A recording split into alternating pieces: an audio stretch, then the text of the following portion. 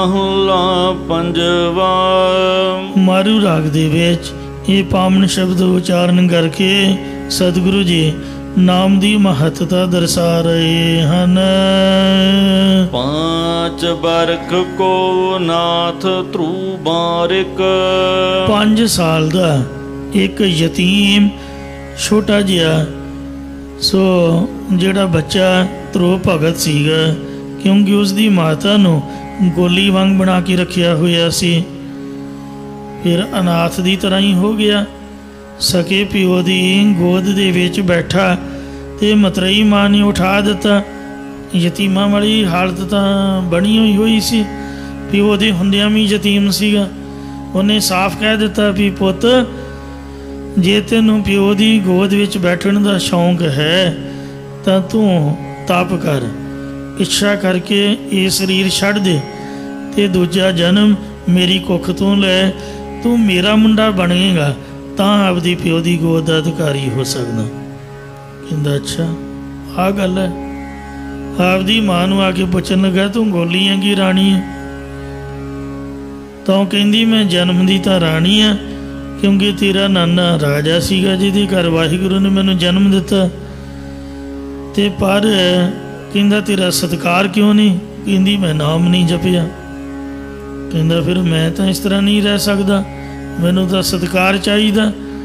ਕਹਿੰਦੀ ਫਿਰ ਪੁੱਤ ਨਾਮ ਜਪ। ਉਹ ਨਾਮ ਜਪ ਕੇ ਪੂਰਨ ਪਦ ਨੂੰ ਪ੍ਰਾਪਤ ਹੋਇਆ। ਭਾਈ ਗੁਰਦਾਸ ਸਾਹਿਬ ਜੀ 6 ਪੰਕਤੀਆਂ ਵਿੱਚ ਇਹ ਸਾਖੀ ਨੂੰ ਇੰਝ ਬਿਆਨ ਕਰਦੇ ਨੇ। ਧਰੋ ਹੱਸਦਾ ਘਰ ਆਇਆ, ਕਰ ਪਿਆਰ ਪਿਓ ਕੁਛੜ ਲੀਤਾ, ਬਾਹੋਂ ਪਕੜ ਉਠਾ ਲਿਆ, ਮਨ ਵਿੱਚ ਰੋਸ ਮਤਰਈ ਕੀਤਾ। ਡੁੱਡੋ ਹੋ ਲਿਖਾ ਮਾਂ ਪੁੱਛੈ, ਤੂੰ ਸਾਵਣੀ ਹੈ ਕਿ ਸੁਰੀਤਾ? ਸਾਵਣੀ ਹੈ ਜਨਮ ਦੀ, ਨਾਮ ਨ ਭਗਤੀ ਕਰਮ ਦ੍ਰਿੜੀਤਾ।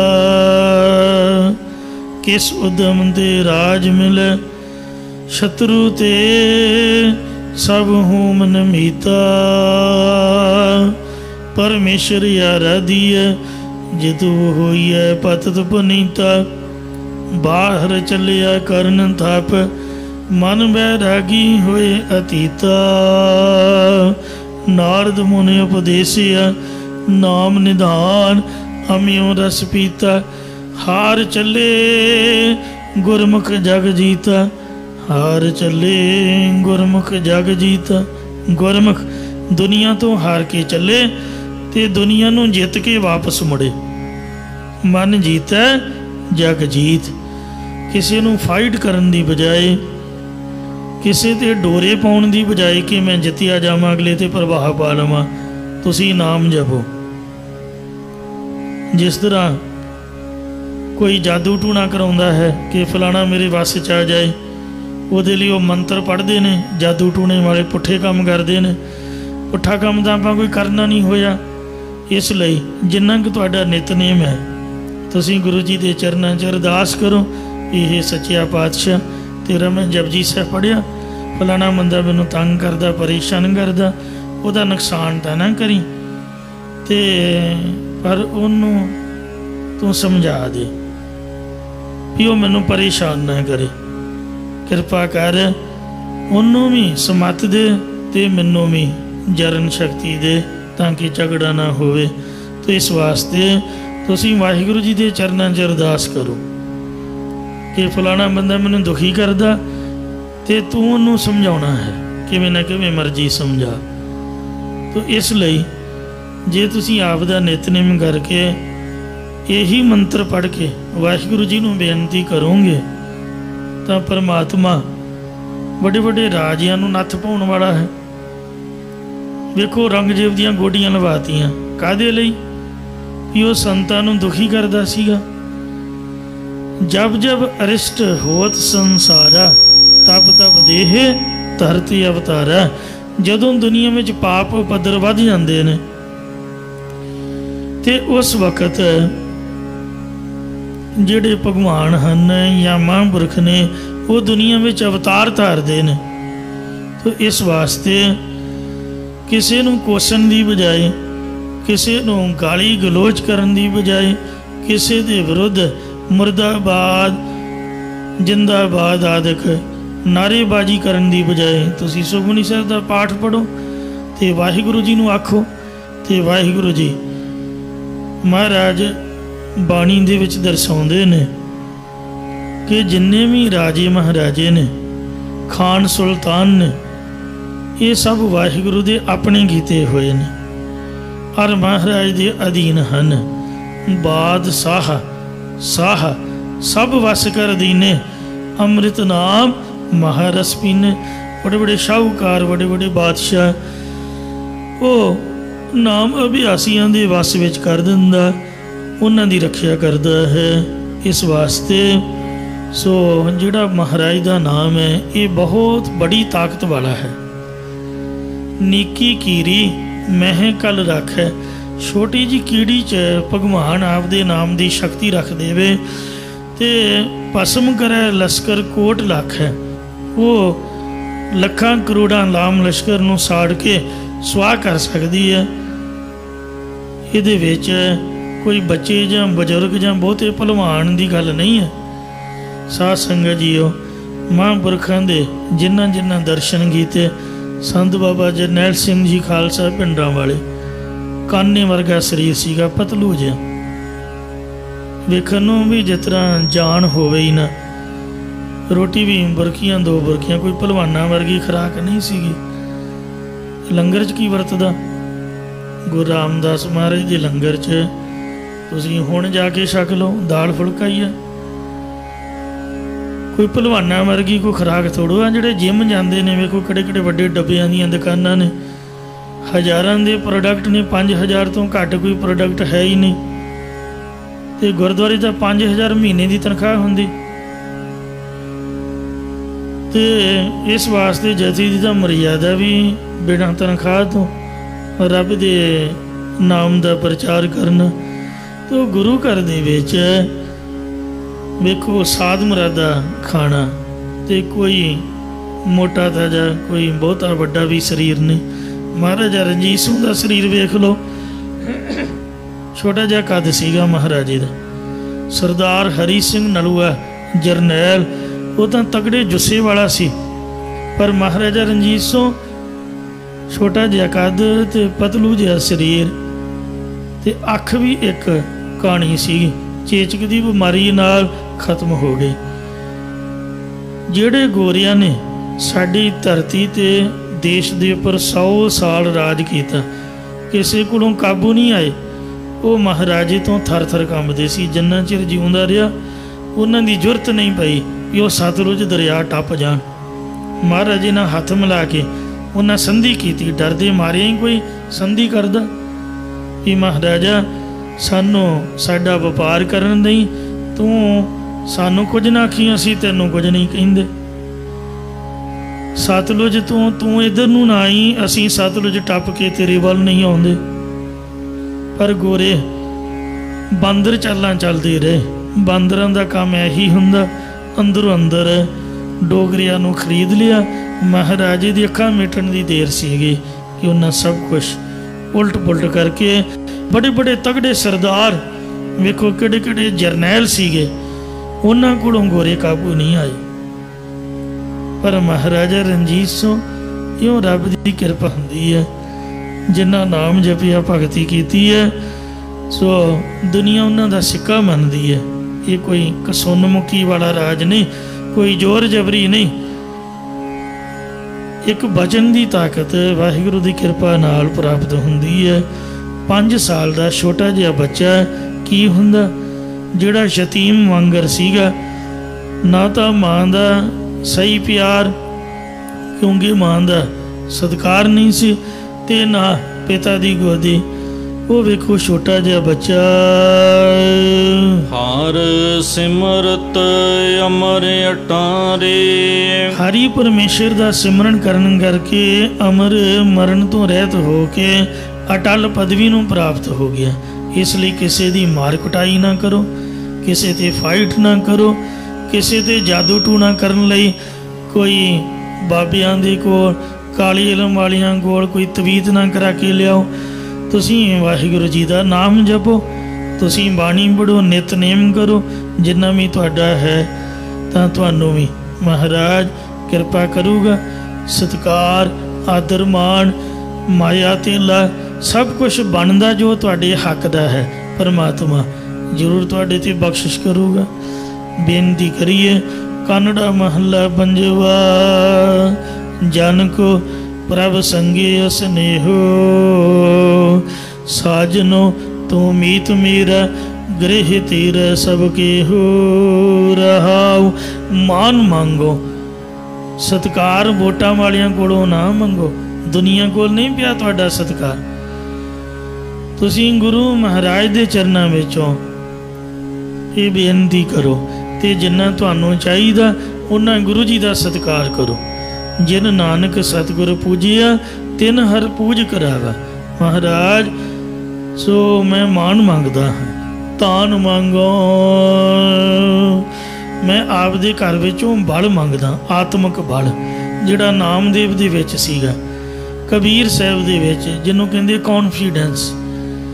ਸੋ ਬੰਦੇ ਦਾ ਆਤਮਿਕ ਵਿਸ਼ਵਾਸ ਇੱਕ ਬਹੁਤ ਵੱਡਾ ਉਹਦਾ ਬਲ ਹੈ। ਸਰੀਰ ਬਹੁਤੇ ਬਲ ਵਾਲਾ ਹੋਣਾ ਕੋਈ ਮਾਇਨੇ ਨਹੀਂ ਰੱਖਦਾ ਜੇ ਮਨ ਹੀ ਛੋਟਾ ਹੈ। ਤੇ ਇਸ ਲਈ ਆਤਮਿਕ ਬਲ ਚਾਹੀਦਾ। ਮਾਨ ਮੰਗੋ, ਤਾਨ ਮੰਗੋ। ਧਨ ਮਹਾਰਾਜ ਪੈਸਾ ਚਾਹੀਦਾ, ਕੈਸ਼ ਮਨੀ, ਲక్ష్ਮੀ, ਇਹਨਾਂ ਸਭਨਾਂ ਨੂੰ ਸਾਂਭਣ ਵਾਲੀ ਲక్ష్ਮੀ ਦੀ ਤਰ੍ਹਾਂ ਤੇ ਸੂਝਵਾਨ ਇਸਤਰੀ ਚਾਹੀਦੀ ਹੈ। ਇਹ ਮਹਾਰਾਜ ਸੁੱਤ ਦੇ ਫਿਰ ਨਾਮ ਨਿਸ਼ਾਨ ਰਹਿ ਜਾਏ, ਸੁਪੁੱਤਰ ਚਾਹੀਦਾ। ਇਹ ਸਭ ਕੁਝ ਤੇਰੇ ਦਰ ਦੇ ਵਿੱਚੋਂ ਮੈਂ ਮੰਗਦਾ, ਮੈਨੂੰ ਕਿਰਪਾ ਕਰਕੇ ਦੇ। ਪੈ ਭਾਏ ਭਗਤ ਨੇ ਹਾਲ ਨਾਨਕ ਸਦਾ ਸਦਾ ਕੁਰਬਾਨ। ਇਹ ਮਹਾਰਾਜ ਆਪ ਕਿਰਪਾ ਕਰੋ ਜੀ। ਤੋ ਇੰਜ ਜੀ ਅਰਦਾਸ ਕਰਾਂਗੇ, ਸਿਮਰਨ ਕਰਾਂਗੇ ਤੇ ਵਾਹਿਗੁਰੂ ਦੇ ਘਰ ਦੀਆਂ ਬਰਕਤਾਂ ਪ੍ਰਾਪਤ ਹੋਣਗੀਆਂ। ਸਭ ਨਿਧਾਨ 10 ਅਸ਼ਟ ਸਿਧਾਨ ਠਾਕੁਰ ਕਰ ਤਲ ਧਰਿਆ। ਜਨ ਨਾਨਕ ਬਲ ਬਲ ਸਦ ਬਲ ਜਾਈਐ, ਤੇਰਾ ਅੰਤ ਨਾ ਪਰ ਵਰਿਆ। ਤੇ ਮਿਲਣਗੀਆਂ ਵੀ ਘਰ ਬੈਠਿਆਂ, ਕਿਤੇ ਜਾਣਾ ਵੀ ਨਹੀਂ ਪਊਗਾ, ਕਿਸੇ ਦਾ ਤਰਲਾ ਨਹੀਂ ਮਾਰਨਾ ਪਊਗਾ। ਪੁੱਤਰ ਹੇਤ ਨਾਰਾਇਣ ਕਹਿਓ। ਪੁੱਤਰ ਦੇ ਹੇਤ ਮੋਹ ਦੇ ਕਾਰਨ ਨੂੰ ਲੈ ਕੇ ਜਾਂ ਪੁੱਤਰ ਨੂੰ ਬੁਲਾਉਣ ਵਾਸਤੇ ਸੰਤਾਂ ਦੇ ਬਚਨਾਂ ਅਨੁਸਾਰ ਅਜਾਮਲ ਪਾਪੀ ਜਗ ਜਾਨੇ ਨਿਮਕ ਮਾਹੀ ਨਿਸਤਾਰਾ। ਉਹਨੇ ਜਮਾਂ ਤੋਂ ਡਰਦੀਆਂ ਨਾਰਾਇਣ ਨਾਰਾਇਣ ਪਰਮੇਸ਼ਰ ਦਾ ਨਾਮ ਕਹਿਆ, ਉਚਾਰਨ ਕੀਤਾ, ਕਥਨ ਕੀਤਾ।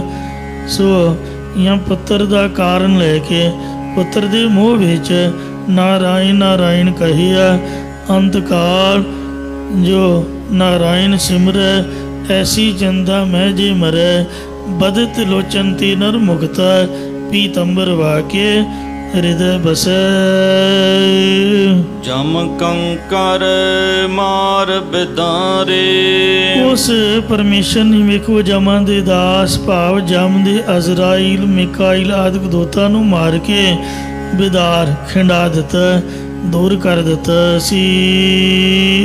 ਮੇਰੇ ਠਾਕੁਰ ਇਹ ਜਿਹੜੇ ਮਹਿਮਾ ਕਥਾ ਕਰ ਰਹੇ ਆ, ਇਹ ਮੇਰੇ ਠਾਕੁਰ ਸਵਾਮੀ ਪਰਮੇਸ਼ਰ ਦੀ ਮਹਿਮਾ ਤੁਹਾਨੂੰ ਸਰਵਣ ਕਰਵਾ ਰਹੇ ਹਾਂ। ਇਤੇ ਅਗਨਤ ਉਦਾਰੇ। ਕਿਤਨੇ ਹੀ ਗਿਣਤੀ ਤੋਂ ਰਹਿਤ ਨਾਮ ਸਿਮਰਨ ਦੀ ਓਟ ਲੈਣ ਵਾਲਿਆਂ ਨੂੰ ਤੂੰ ਉਧਾਰ ਦਿੱਤਾ ਹੈ, ਤਾਰ ਦਿੱਤਾ ਹੈ। ਮੋਹਿ ਦੀਨ ਅਲਪਮਤ ਨਿਰਗੁਣ। ਵਾਹਿਗੁਰੂ ਜੀ ਦੇ ਚਰਨਾਂ 'ਚ ਅਰਦਾਸ ਕਰੋ ਵੀ ਹੇ ਸੱਚੇ ਪਾਤਸ਼ਾਹ ਮੈਂ ਗਰੀਬ ਹਾਂ। ਦੁਨੀਆ ਕੋਲ ਤਾਂ ਬਹੁਤ ਜ਼ਿਆਦਾ ਪੈਸਾ ਹੈ। ਜਿਹੜੇ ਲੜਾਈ ਵਾਲੇ ਲੋਕ ਨੇ ਤੇ ਉਹ ਝਗੜਾ ਕਰਨ ਨੂੰ ਰਾਹ 'ਚ ਖੜੇ ਹੁੰਦੇ ਨੇ, ਬਾਂਹ ਤੋਂ ਫੜ ਕੇ ਕਹਿੰਦੇ ਪਾਸੇ ਆ, ਮਤਲਬ ਬੁਲਾ ਕੇ ਝਗੜਾ ਪਾਉਂਦੇ ਨੇ। ਉਹਨਾਂ ਕੋਲ ਤਾਂ ਪੈਸਾ, ਝਗੜਾ ਬੰਦਾ ਉਹ ਕਰਦਾ ਜਿਹੜਾ ਅਮੀਰ ਹੁੰਦਾ।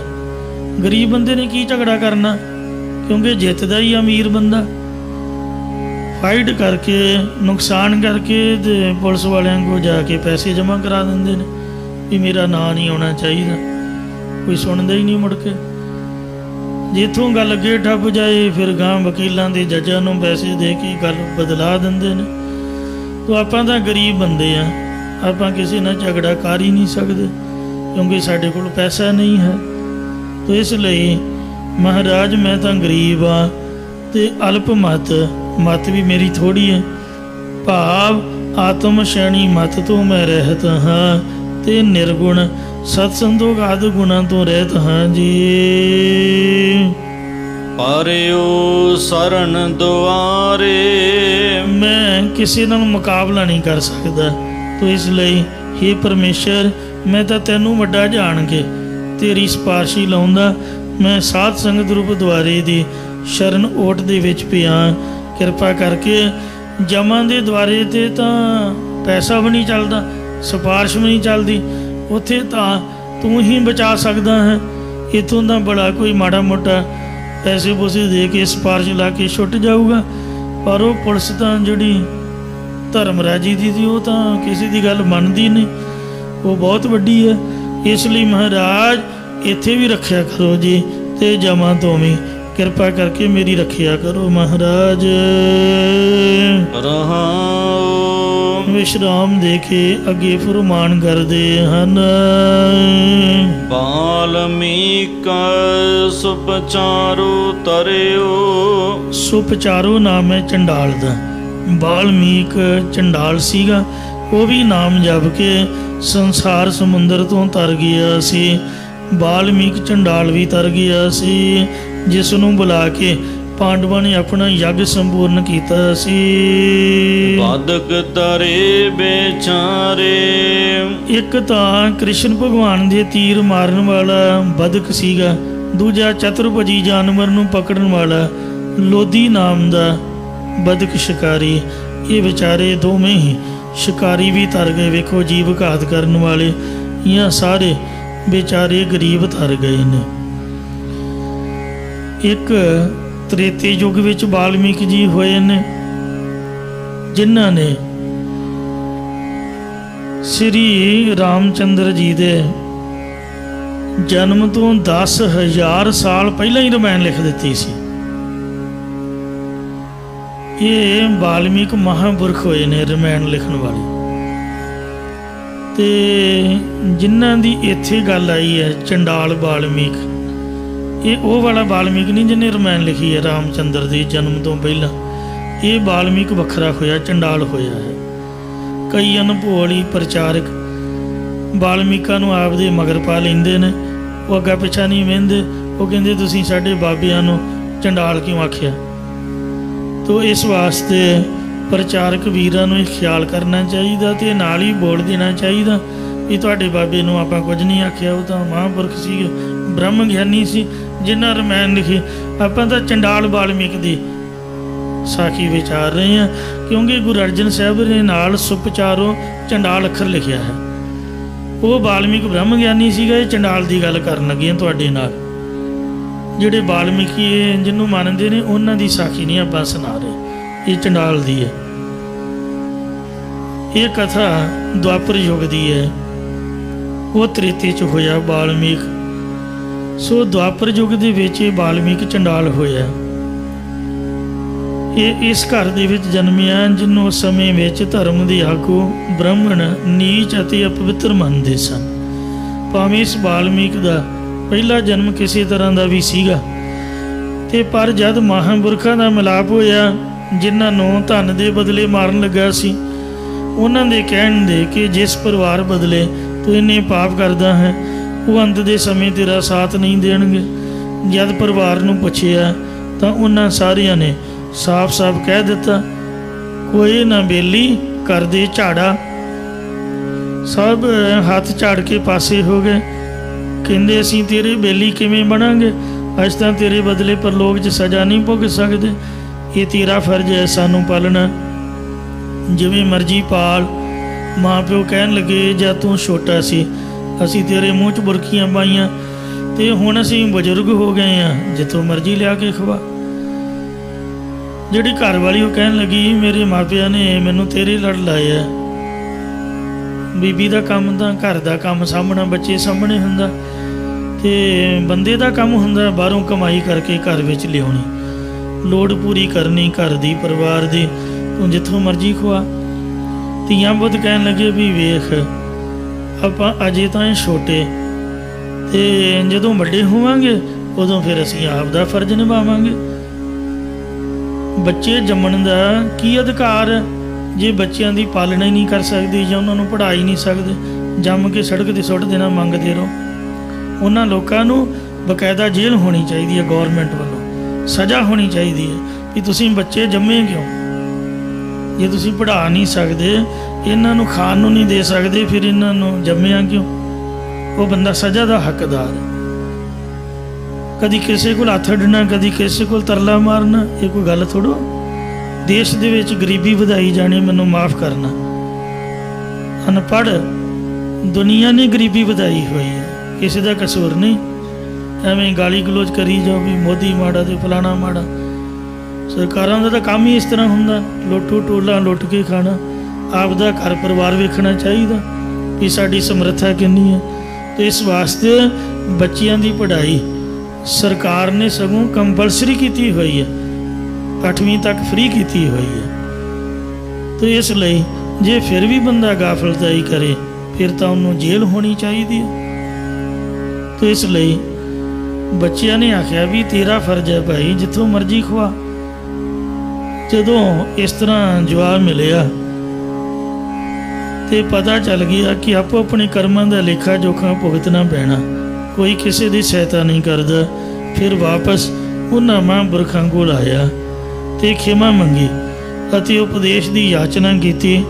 ਤਦੋਂ ਉਹਨਾਂ ਵੇਦਾਂ ਸ਼ਾਸਤਰਾਂ ਦੇ ਗਿਆਤੇ ਪੰਡਤਾਂ ਤੋਂ ਡਰਦੇ ਹੋਇਆਂ ਸਿੱਧਾ ਨਾਮ ਦਾ ਉਪਦੇਸ਼ ਦੇਣ ਦੀ ਬਜਾਏ, ਰਾਮ ਰਾਮ ਜਪਾਉਣ ਦੀ ਬਜਾਏ, ਉਹਨੇ ਉਲਟਾ ਮਰਾਂ ਮਰਾਂ ਦਾ ਉਪਦੇਸ਼ ਦੇ ਦਿੱਤਾ, ਜੋ ਉਲਟ ਕੇ ਰਾਮ ਰਾਮ ਹੀ ਹੋ ਗਿਆ। ਫਿਰ ਇਹਨੇ ਸੰਸਾਰ ਤੋਂ ਪ੍ਰਾਮ ਹੋ ਕੇ ਐਸੀ ਬੰਦਗੀ ਕੀਤੀ, ਜਿਸ ਬੰਦਗੀ ਦੇ ਪ੍ਰਤਾਪ ਕਰਕੇ ਇਹ ਵਾਲਮੀਕ ਚੌਂਕੁੰਡਾ ਵਿੱਚ ਜਾਣਿਆ ਗਿਆ ਅਤੇ ਇੱਕ ਮਹਾਨ ਰਿਸ਼ੀ ਬਣਿਆ। ਇਸੇ ਮਹਾਰਿਸ਼ੀ ਦੇ ਚਰਨ ਪੈਣ ਕਾਰਨ ਪਾਂਡਵਾਂ ਦਾ ਜੱਗ ਸੰਪੂਰਨ ਹੋਇਆ ਸੀਗਾ।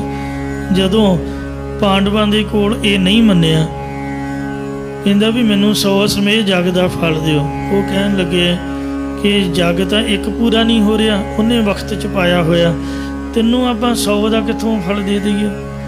ਫਿਰ ਦ੍ਰੋਪਦੀ ਕਹਿਣ ਲੱਗੀ ਕਿ ਮੈਨੂੰ ਆਗਿਆ ਦੇਵੋ। ਉਹਨੇ ਕੇਸੀ ਇਸ਼ਨਾਨ ਕੀਤਾ, ਨਹਾ ਧੋ ਕੇ ਚਿੱਟੇ ਕੱਪੜੇ ਪਾ ਲਏ, ਹਾਰ ਸ਼ਿੰਗਾਰ ਲਾ ਕੇ ਸੁੱਟਤਾ ਤੇ ਪੈਰ ਨੰਗੇ ਤੇ ਹੱਥ ਜੋੜ ਕੇ ਭਗਤੀ ਕਰਦਿਆਂ, ਰੱਬ ਦਾ ਨਾਮ ਜਪਦਿਆਂ ਹੋਇਆਂ ਇਹਨਾਂ ਦੇ ਆਸ਼ਰਮ 'ਤੇ ਪਹੁੰਚੇ। ਇਹਨਾਂ ਫਿਰ ਉਹੀ ਸਵਾਲ ਖੜਾ ਕਰ ਦਿੱਤਾ ਵੀ ਜਾ ਬੀਬੀ ਆਪ ਦਾ ਕੰਮ ਕਰ, ਰਾਜੇ ਮਹਾਰਾਜਿਆਂ ਘਰ ਸਾਡਾ ਕੀ ਕੰਮ? ਅੱਜ ਤਾਂ ਤੁਸੀਂ ਰੋਟੀ ਖਵਾਤੀ, ਕੱਲ੍ਹ ਨੂੰ ਕਿੱਥੋਂ ਪਰੌਂਠੇ ਲੱਭਾਂਗੇ? ਸਾਨੂੰ ਤਾਂ ਇਹੀ ਚੰਗਾ ਜੰਗਲ ਵੇਲਾ ਹੀ, ਜੋ ਰੱਬ ਦਿੰਦਾ ਉਹਦੇ 'ਚ ਹੀ ਖੁਸ਼ ਆ। ਅਤੇ ਇਸ ਵਾਸਤੇ ਫਿਰ ਆਦਤ ਬਣ ਜਾਂਦੀ ਹੈ ਚੰਗਾ ਚੋਖਾ ਖਾਣ ਦੀ, ਆਪਾਂ ਨਹੀਂ ਜਾਂਦੇ। ਅਤੇ ਜਿਹਦਾ ਖਾਈਏ ਕਹਿੰਦੇ ਜੱਟ ਪਿਆਈ ਲੱਸੀ ਦੀ ਗੱਲ 'ਚ ਪਾਲੀ ਰੱਸੀ, ਮਾਫ ਕਰਨਾ। ਤੋ ਦੁੱਗਣਾ ਤੁਸਾਂ ਡਿਮਾਂਡਾਂ ਰੱਖ ਦੇਣੀਆਂ, ਆਪਾਂ ਇਸ ਤਰ੍ਹਾਂ ਹੀ ਚੰਗੇ ਹਾਂ, ਹੱਥ ਜੋੜੇ। ਅਤੇ ਇਉਂ ਸਾਧ ਸੰਗਤ ਜੀਓ, ਜਦ ਦ੍ਰੋਪਦੀ ਨੂੰ ਇਸ ਤਰ੍ਹਾਂ ਜਵਾਬ ਹੋਇਆ ਤੇ ਉਹਨੇ ਹੱਥ ਜੋੜੇ, ਕਹਿਣ ਲੱਗੀ ਮਹਾਰਾਜ ਕਿਰਪਾ ਕਰੋ, ਮੈਂ ਆਪ ਦੀ ਸੰਗਤ ਵਿੱਚੋਂ ਸੁਣਿਆ, ਤੁਹਾਡੇ ਮਾਰਗੇ ਮਹਾਂਪੁਰਖਾਂ ਦੀ ਸੰਗਤ ਦੇ ਵਿੱਚੋਂ, ਕਿਉਂਕਿ ਸਤਸੰਗੀ ਨਾਮ ਅਭਿਆਸਨ ਸੀ ਕਿ ਮਹਾਂਪੁਰਖਾਂ ਦੇ ਸੰਤਾਂ ਦੇ ਆਸ਼ਰਮ ਦੇ ਜਿੰਨੇ ਕਦਮ ਕੋਈ ਚੱਲ ਕੇ ਜਾਵੇ ਉਹਨਾਂ ਸਮੇਰ ਜਗ ਦਾ ਫਲ ਹੁੰਦਾ ਹੈ, ਇੱਕ ਇੱਕ ਕਦਮ 'ਤੇ।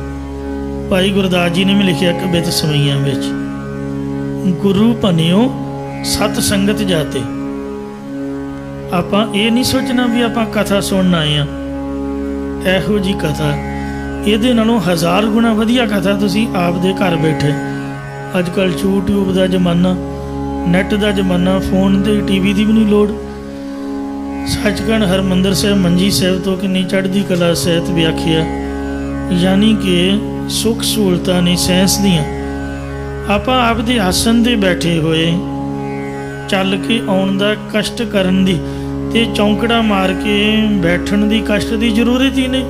ਕਥਾ ਹੀ ਸੁਣਨੀ, ਘਰ ਬੈਠੇ ਸੁਣੋ, ਕੀਰਤਨ ਹੀ ਸੁਣਨਾ, ਹੁਕਮਨਾਮਾ ਤਾਂ ਲਾਈਵ ਹੁੰਦਾ ਸਭ ਕੁਝ। ਫਿਰ ਵੀ ਆਪਾਂ ਚੱਲ ਕੇ ਕਿਉਂ ਆਏ ਹਾਂ? ਇਹ ਭਾਵਨਾ ਹੋਣੀ ਚਾਹੀਦੀ ਕਿ ਸਾਡਾ ਸਰੀਰ ਸਫਲ ਹੈ, ਗੁਰੂ ਕੀ ਸੰਗਤ 'ਚ ਬੈਠੇ ਹਾਂ, ਅੱਖਾਂ ਵੀ ਸਫਲ, ਕੰਨ ਵੀ ਸਫਲ, ਸਰੀਰ ਦੀ ਹਾਜ਼ਰੀ ਵੀ ਲੱਗਦੀ ਹੈ। ਤੇ ਉਹ ਗੁਰੂ ਘਰ ਆ ਕੇ ਵੀ ਜੇ ਬਾਹਰ ਤੁਰੇ ਫਿਰਦੇ ਰਹੋ, ਆਨੰਦ ਨਹੀਂ ਆਉਂਦਾ ਜਿੰਨਾ ਚਿਰ ਬੈਠੋ ਨਾ। ਇੱਥੇ ਬੈਠਣ ਤੋਂ ਸਰੀਰ ਦੀ ਸਫਲਤਾ ਹੁੰਦੀ ਹੈ। ਗੁਰੂ ਭਨਿਓ ਸਤ ਸੰਗਤ ਜਾਤੇ, ਡਗ ਡਗ ਅਸੁਭ ਮਖ ਹਵੈ ਫਲ ਧੰਦੇ। ਭਾਈ ਗੁਰਦਾਸ ਦਾ ਬਚਨ ਕਿ ਇੱਕ ਇੱਕ ਕਦਮ ਦੇ ਤੇ ਇੱਕ ਇੱਕ ਅਸਮੇਰ ਜਗ ਦਾ ਫਲ ਪ੍ਰਾਪਤ ਹੁੰਦਾ। ਝੋਲੀ ਕਰਕੇ ਖੜੋ ਗਈ, ਕਹਿੰਦੀ ਬਾਬਾ ਜੀ ਮਹਾਂਪੁਰਖੋ ਜਿੰਨੇ ਕਦਮ ਮੈਂ ਚੱਲ ਕੇ ਆਈ ਹਾਂ ਤੁਸੀਂ ਉਹ ਕਦਮ ਗਿਣ ਲਓ, ਉਹਦੇ ਵਿੱਚੋਂ 100 ਜਾਂ 101 ਸਮੇਹ ਜੱਗ ਦਾ ਫਲ ਤੁਸੀਂ ਰੱਖ ਲਓ, ਬਾਕੀ ਮੇਰੀ ਝੋਲੀ ਪਾਓ। ਕਹਿੰਦੇ ਚਲੋ ਭਾਈ ਤੁਸੀਂ ਸਾਨੂੰ ਜਿੱਤ ਲਿਆ। ਤੋ ਫਿਰ ਇਕੱਠਾ ਭੋਜਨ ਕਰ ਲਿਆ। ਫਿਰ ਮਨ 'ਚ ਗਲਾਨੀ ਆਈ ਤਾਂ ਵੀ ਕਹਿੰਦੇ ਘੜਿਆਲ ਨਹੀਂ ਖੜਕਿਆ। ਤੇ ਫਿਰ ਸ਼ੁੱਧ ਭਾਵਨਾ ਨਾਲ ਭੋਜਨ ਛਕਾਇਆ। ਫਿਰ ਸਾਧ ਸੰਗਤ ਜੀਓ ਇਹਨਾਂ ਦਾ ਜਗ ਸੰਪੂਰਨ ਹੋਇਆ। ਜਦ ਦ੍ਰੋਪਦੀ ਨੇ ਸ਼ੰਕਾ ਕਰ ਲਈ ਵੀ ਅਸੀਂ ਇਹਨੂੰ ਖੱਟਾ ਭੋਜਨ ਮਿੱਠਾ ਭੋਜਨ ਬੜੇ ਸਲੂਣੇ ਦਿੱਤੇ ਤੇ ਵੇਖੋ ਇਹਨੇ ਇਕੱਠਾ ਕਿਉਂ ਕਰ ਲਿਆ, ਇਹਨੇ ਰਲਾ ਕਿਉਂ ਲਿਆ। ਤਾਂ ਵਾਲਮੀਕ ਨੇ ਆਖਿਆ, ਕਹਿਣ ਲੱਗਾ ਵੀ ਮੈਂ ਸੋਚਿਆ ਕਿ ਮਹਾਰਾਜ ਨੂੰ ਭੋਗ ਲਵਾ ਕੇ ਛਕਾਂ ਤੇ ਹੁਣ ਪਤਾ ਨਹੀਂ ਵੀ ਮਹਾਰਾਜ ਮਿੱਠਾ ਭੋਜਨ ਪਹਿਲਾਂ ਛਕਦਾ। ਹੁਣ ਮੇਰੇ ਵਰਗੇ ਪੁਰਾਣਾ ਟਾਈਮ ਸੀਗਾ ਤੇ ਮਾਂ ਨੇ ਖੀਰ ਬਣਾਉਣੀ, ਕਹਿਣਾ ਲਿਆ ਥਾਲੀ 'ਚ ਪਾ ਕੇ। ਅੱਜ ਕੱਲ੍ਹ ਨਿੱਕੀਆਂ ਨਿੱਕੀਆਂ ਪਲੇਟਾਂ ਆ ਗਈਆਂ, 2-2 ਚਮਚੇ, ਉਹਨੂੰ ਕਹਿੰਦੇ ਡਿਸ਼, ਪੜ੍ਹਿਆਂ ਲਿਖਿਆਂ ਦੀ ਡਿਸ਼। ਉਹ ਰੋਟੀ ਪਾਣੀ ਖਾ ਕੇ ਡਿਸ਼ ਲੈਂਦੇ ਨੇ। ਤੇ ਸਾਡੇ ਵਰਗੇ ਪੰਜਾਬੀ ਅਨਪੜ੍ਹ ਉਹ ਕਹਿੰਦੇ ਖੀਰ ਪਹਿਲਾਂ ਲਿਆਓ ਬਈ, ਆ ਜਲੇਬੀਆਂ ਕੱਢੀਆਂ ਪਹਿਲਾਂ ਲਿਆਓ। ਮਤਲਬ ਮਿੱਠਾ ਕੋਈ ਪਹਿਲਾਂ ਖਾਂਦਾ ਤੇ ਪੜ੍ਹੇ ਲਿਖੇ ਬਾਅਦ 'ਚ ਖਾਂਦੇ ਨੇ। ਹੁਣ ਰੱਬ ਦਾ ਕੀ ਪਤਾ ਵੀ ਉਹ ਪਹਿਲਾਂ ਖਾਵੇਗੀ ਜਾਂ ਬਾਅਦ ਵਿੱਚ ਖਾਏ। ਇਸ ਲਈ ਮੈਂ ਸਾਰਾ ਹੀ ਮਿਲਾ ਲਿਆ, ਤਾਂ ਮੈਂ ਇਕੱਠਾ ਕਰਕੇ ਭੋਗ ਲਵਾਇਆ। ਇਹ ਸੁਣ ਕੇ ਦ੍ਰੋਪਦੀ ਦੀ ਸ਼ੰਕਾ ਮਿਟ ਗਈ। ਇੰਜ ਸੋ ਮਹਾਰਾਜ ਕਹਿੰਦੇ ਨੇ, ਵਾਲਮੀਕਾ ਸਭ ਚਾਰੋ ਤਰਿਓ। ਜਿਹੜਾ ਚੰਡਾਲ ਵਾਲਮੀਕ ਸੀਗਾ, ਜਿਹਦੀ ਕਿਰਪਾ ਨਾਲ ਸੋ ਮਹਾਂਪੁਰਖਾਂ ਨੇ ਉਹਨੂੰ ਨਾਮ ਦਿੱਤਾ ਤੇ ਨਾਮ ਜਪ ਕੇ ਪੂਰਨ ਪਦ ਨੂੰ ਪ੍ਰਾਪਤ ਹੋਇਆ ਤੇ ਪਾਂਡਵਾਂ ਦਾ ਜਗ ਸੰਪੂਰਨ ਹੋਇਆ। ਇਹ ਦੁਆਪਰ ਦੇ ਵਿੱਚ ਸਾਖੀ ਵਰਤੀ। ਉਹ ਵੇਖੋ ਨਾਮ ਜਪ ਕੇ ਤਰ ਗਿਆ ਕਿ ਚੰਡਾਲ ਬੰਦਾ। ਬੰਦਕ ਤਰੇ ਬੇਚਾਰੇ। ਤ੍ਰੇਤੇ ਯੁੱਗ ਵਿੱਚ ਇੱਕ ਬਦਕ ਸ਼ਿਕਾਰੀ ਹੋਇਆ ਵਿਚਾਰਾ, ਜਿਹੜਾ ਉਹ ਵੀ ਨਾਮ ਜਪ ਕੇ ਤਰ ਗਿਆ, ਜਿਸ ਦਾ ਨਾਮ ਸੀ ਲੋਧੀਆ। ਇਹ ਜੰਗਲ ਵਿੱਚ ਅਨੇਕਾਂ ਪੰਛੀਆਂ ਜਾਨਵਰਾਂ ਦਾ ਸ਼ਿਕਾਰ ਕਰਕੇ ਕੁਝ ਖਾ ਲੈਂਦਾ, ਕੁਝ ਵੇਚ ਆਉਂਦਾ ਸੀ। ਇੱਕ ਦਿਨ ਇਹਨੂੰ ਕੋਈ ਸ਼ਿਕਾਰ ਨਾ ਮਿਲਿਆ, ਜੰਗਲ 'ਚ ਫਿਰਦੇ ਨੇ ਇੱਕ ਰਿਸ਼ੀ ਚੰਦਰਕ ਮੁਨੀ ਨੂੰ ਸਮਾਧੀ ਲਾਏ ਬੈਠੇ ਵੇਖਿਆ ਤੇ ਉਹਦੇ ਚਰਨਾਂ ਦੇ ਮੱਥਾ ਟੇਕ ਕੇ ਸੁੱਖ ਨਾਲ ਸੁੱਖ ਲਈ ਕਿ ਹੇ ਰਿਸ਼ੀ ਮਹਾਰਾਜ, ਜੇਕਰ ਅੱਜ ਮੈਨੂੰ ਸ਼ਿਕਾਰ ਮਿਲ ਗਿਆ ਤਾਂ ਚੌਥਾ ਹਿੱਸਾ ਤੁਹਾਡੀ ਭੇਟਾ ਕਰਾਂਗਾ। ਇਉਂ ਬੇਨਤੀ ਕਰਕੇ ਅੱਗੇ ਸ਼ਿਕਾਰ ਕਰਨ ਲਈ ਚਲਾ ਗਿਆ ਤੇ ਬਹੁਤ ਸਾਰੇ ਪੰਛੀ ਆਦਿਕ ਮਾਰ ਕੇ ਲੈ ਆਇਆ, ਲਿਆ ਕੇ ਰਿਸ਼ੀ ਦੇ ਸਾਹਮਣੇ ਰੱਖ ਦਿੱਤੇ। ਜਦੋਂ ਉਹਨੇ ਸਮਾਧੀ ਖੋਲ੍ਹੀ ਤਾਂ ਇਹਨੇ ਆਖਿਆ, ਮਹਾਰਾਜ ਸੁਖਨਾ ਦਾ ਸੁਖੀ ਸੀਗੀ ਚੌਥੇ ਹਿੱਸੇ ਦੀ, ਪਰ ਅੱਧ ਤੇਰਾ ਤੇ ਅੱਧ ਮੇਰਾ। ਅੱਜ ਬਹੁਤਾ ਸ਼ਿਕਾਰ ਮਿਲਿਆ। ਚੰਦਰਕ ਮੁਨੀ ਕਹਿਣ ਲੱਗਾ, ਤੂੰ ਬੜਾ ਘਾਤਕ ਆਦਮੀ ਹੈ, ਬੜਾ ਪਾਪ ਕੀਤਾ। ਇਹ ਬੇਜਵਾਨ ਪੰਛੀਆਂ ਨੂੰ ਮਾਰ ਕੇ ਤੂੰ ਸਾਡੀ ਭੇਟ ਰੱਖਦਾ, ਅਸੀਂ ਤੈਨੂੰ ਸ਼ਰਾਪ ਦੇ ਦਿਆਂਗੇ। ਸ਼ਿਕਾਰੀ ਡਰ ਗਿਆ, ਕਹਿੰਦਾ ਮੁਨੀ ਜੀ ਮੈਨੂੰ ਮਾਫ ਕਰ ਦਿਓ, ਸ਼ਰਾਪ ਨਾ ਦਿਓ। ਤਾਂ ਚੰਦਰਕ ਮੁਨੀ ਨੇ ਕਿਹਾ, ਜਾ ਫਿਰ ਸਾਨੂੰ ਚਤੁਰਭੁਜੀ ਜਾਨਵਰ ਫੜ ਕੇ ਲਿਆ ਕੇ ਦੇ। ਇਹ ਮੁਨੀ ਦੇ ਬਚਨਾਂ 'ਤੇ ਨਿਸ਼ਚੈ ਕਰਕੇ ਕਹਿਣ ਲੱਗਾ ਵੀ ਮੈਂ ਹੁਣੇ ਲਿਆ ਦਿੰਦਾ, ਪਰ ਮੈਨੂੰ ਮਾਫ ਜ਼ਰੂਰ ਕਰ ਦੇਣਾ। ਇਸ ਤਰ੍ਹਾਂ ਕਹਿ ਕੇ ਜੰਗਲ ਵਿੱਚ ਚਤੁਰਭੁਜੀ ਜਾਨਵਰ ਨੂੰ ਲੱਭਣ ਚੱਲ ਪਿਆ, ਪਰੰਤੂ ਉਹ ਜਾਨਵਰ ਕਿਤੇ ਹੋਵੇ ਤਾਂ ਹੀ ਮਿਲੇ। ਅਖੀਰ ਥੱਕ ਹਾਰ ਕੇ ਘਰ ਆ ਗਿਆ, ਚਿਖਾ ਬਣਾ ਕੇ ਛੱਡਣ ਲੱਗਾ। ਘਰ ਵਾਲੀ ਨੇ ਕਿਹਾ ਵੀ ਸਾਧ ਨੇ ਐਵੇਂ ਤੈਨੂੰ ਮਖੌਲ ਕੀਤਾ, ਕਦੀ ਚਤੁਰਭੁਜੀ ਜਾਨਵਰ ਕਿਸੇ ਵੇਖਿਆ? ਅੱਗੋਂ ਇਹ ਲੋਧੀ ਸ਼ਿਕਾਰੀ ਕਹਿਣ ਲੱਗਾ ਵੀ ਰਿਸ਼ੀ ਮੁਨੀ ਕਦੇ ਝੂਠ ਨਹੀਂ ਬੋਲਦੇ, ਮੈਨੂੰ ਉਹਨਾਂ ਦੇ ਬਚਨਾਂ ਦੇ ਪੂਰਨ ਨਿਸ਼ਚੈ ਉਹ ਹੋਇਆ ਤੇ ਮੈਨੂੰ ਲੱਭ ਨਹੀਂ ਰਿਹਾ। ਜਦੋਂ ਇਸ ਤਰ੍ਹਾਂ ਕਹਿ ਕੇ ਸੜਨ ਲੱਗਾ ਤੇ ਭਗਵਾਨ ਨੇ ਇਹਦਾ ਦ੍ਰਿੜ ਨਿਸ਼ਚਾ ਵੇਖ ਕੇ ਚਤੁਰਭੁਜੀ ਜਾਨਵਰ ਦਾ ਰੂਪ ਧਾਰਨ ਕਰ ਲਿਆ, ਇਹਦੇ ਸਾਹਮਣੇ ਆ ਗਏ। ਉਸ ਵੇਲੇ ਉਸ ਚਤੁਰਭੁਜੀ ਪੰਛੀ ਨੂੰ ਫੜਨ ਲਈ ਉਹਦੇ ਮਗਰ ਦੌੜਿਆ ਤਾਂ ਚਤੁਰਭੁਜੀ ਬਣੇ ਭਗਵਾਨ ਜੀ ਨੇ ਇਹਦੀ ਚੰਗੀ ਦੌੜ ਲਵਾਈ। ਇਹਦਾ ਸਾਹ ਟੁੱਟ ਗਿਆ ਤੇ ਕਦੀ ਕਿਸੇ ਪਾਸੇ ਕਦੀ ਕਿਤੇ ਪਾਸੇ, ਭਗਵਾਨ ਅੱਗੇ ਅੱਗੇ ਮਗਰ ਮਗਰ। ਇਹ ਸ਼ਿਕਾਰੀ ਉਹਦੇ ਮਗਰ ਕੰਡਿਆਲੀਆਂ ਝਾੜੀਆਂ ਵਿੱਚ ਉਹਦੀ ਲੰਘਦਾ ਤੇ ਫੜਦਾ, ਪਰ ਭਗਵਾਨ ਫੜੇ ਨਾ ਜਾਣ। ਇਹਦਾ ਸਰੀਰ ਕੰਡੇ ਵੱਜਣ ਕਰਕੇ ਲਹੂ ਲੁਹਾਣ ਹੋ ਗਿਆ। ਆਖਰ ਥੱਕ ਕੇ ਹਾਰ ਕੇ ਛੁਰਾ ਕੱਢ ਕੇ ਆਪਣੇ ਆਪ ਨੂੰ ਹੀ ਮਾਰਨ ਲੱਗਾ ਕਿ ਮੇਰੀ ਜ਼ਿੰਦਗੀ ਦਾ ਕੀ ਅਧਿਕਾਰ ਹੈ ਜੇ ਮੈਂ ਸੰਤਾਂ ਦਾ ਬਚਨ ਹੀ ਨਾ ਮੰਨਿਆ।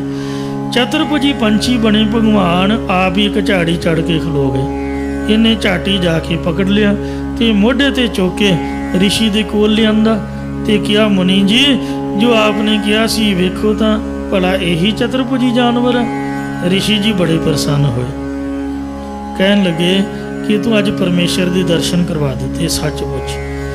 ਫਿਰ ਚਤੁਰਭੁਜੀ ਬਣੇ ਭਗਵਾਨ ਦੀ ਜਾਲੀ ਖੋਲੀ ਤੇ ਭਗਵਾਨ ਜੀ ਨੇ ਆਪਣੇ ਸਰੂਪ 'ਚ ਪ੍ਰਗਟ ਹੋ ਕੇ ਦਰਸ਼ਨ ਦਿੱਤੇ। ਰਿਸ਼ੀ ਨੇ ਕਿਹਾ, ਭਗਵਾਨ ਜੀ ਕਾਹਦੀ ਬਿਪਤਾ ਪੈ ਗਈ, ਤੁਸੀਂ ਇੱਕ ਪੰਛੀ ਬਣ ਗਏ, ਵੇਖੋ ਕਿੰਨਾ ਬੁਰਾ ਹਾਲ ਕੀਤਾ ਪਿਆ ਸਰੀਰ ਦਾ, ਇਹ ਸ਼ਿਕਾਰੀ ਦੇ ਹੱਥ ਕਿਵੇਂ ਆ ਗਏ। ਤਾਂ ਭਗਵਾਨ ਨੇ ਕਿਹਾ, ਹੇ ਰਿਸ਼ੀਵਰ ਅਸੀਂ ਤੇਰੇ ਦਿੱਤੇ ਬਚਨ ਨੂੰ ਪੂਰਾ ਕਰਨ ਲਈ ਇਹਦੇ ਹੱਥ 'ਚ ਆਏ ਹਾਂ।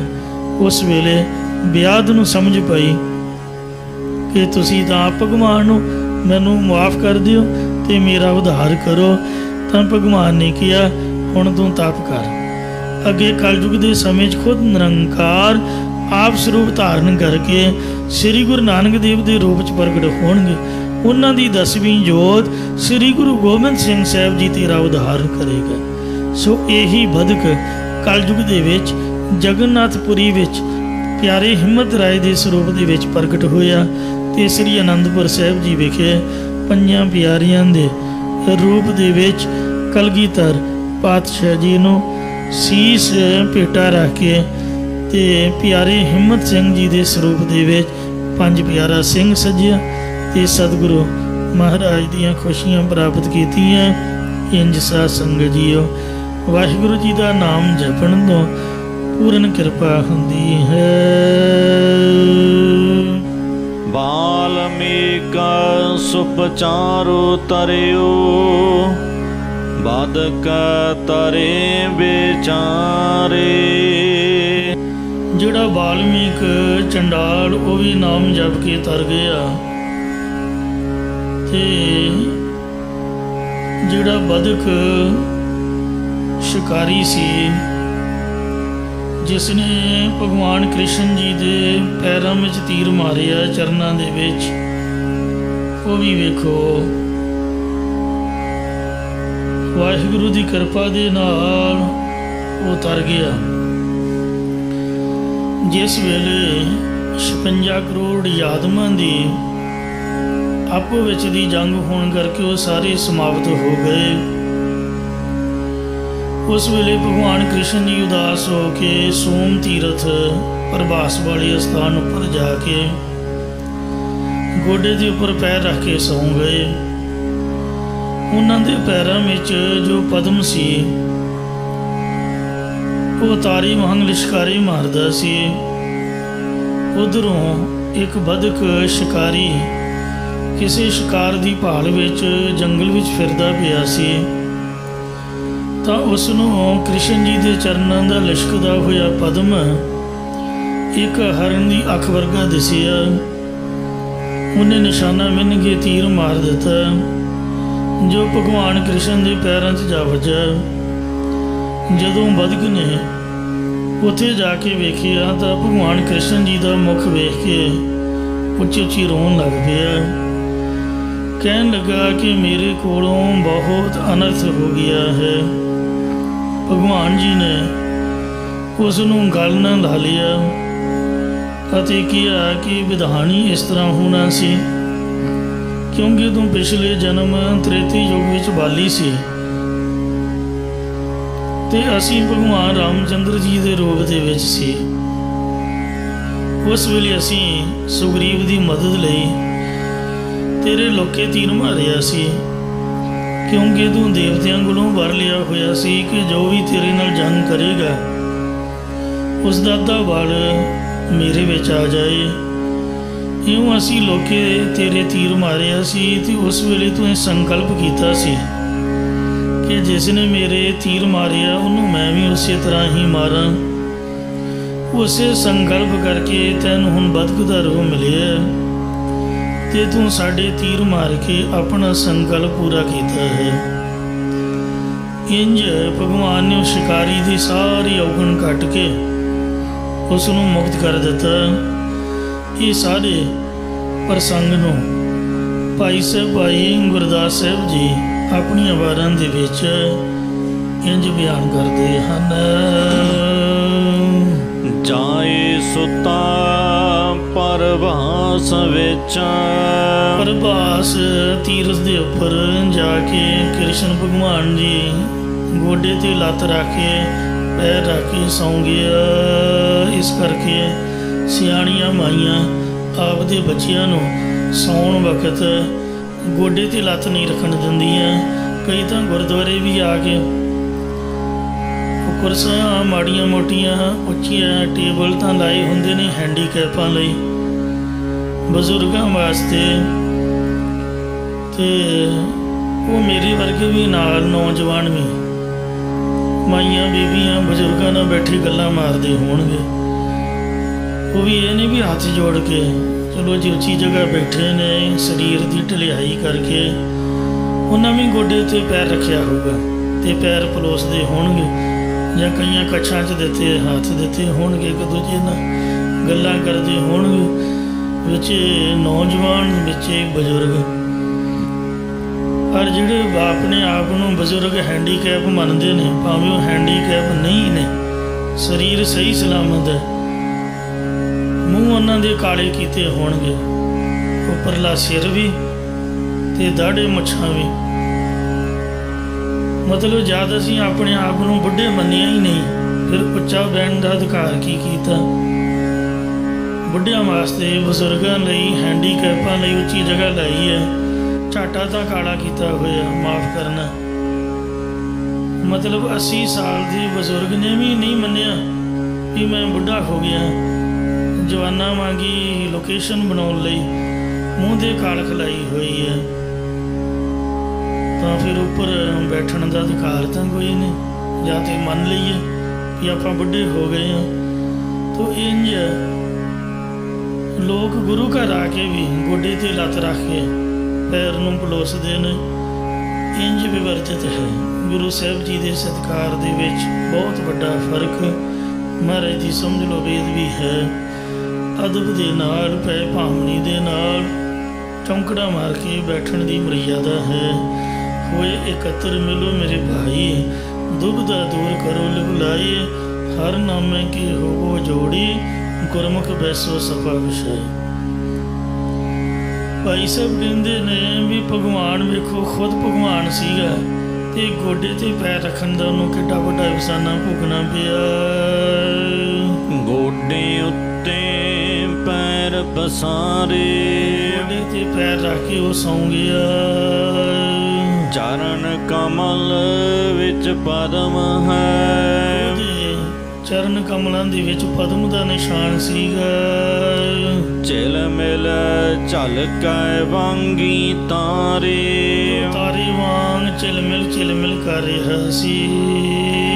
ਬਦ ਕੇ ਆਇਆ ਪਾਲਦਾ, ਇੱਕ ਸ਼ਿਕਾਰੀ ਸ਼ਿਕਾਰ ਨੂੰ ਲੱਭਦਾ ਆਣ ਪਹੁੰਚਿਆ ਉੱਥੇ।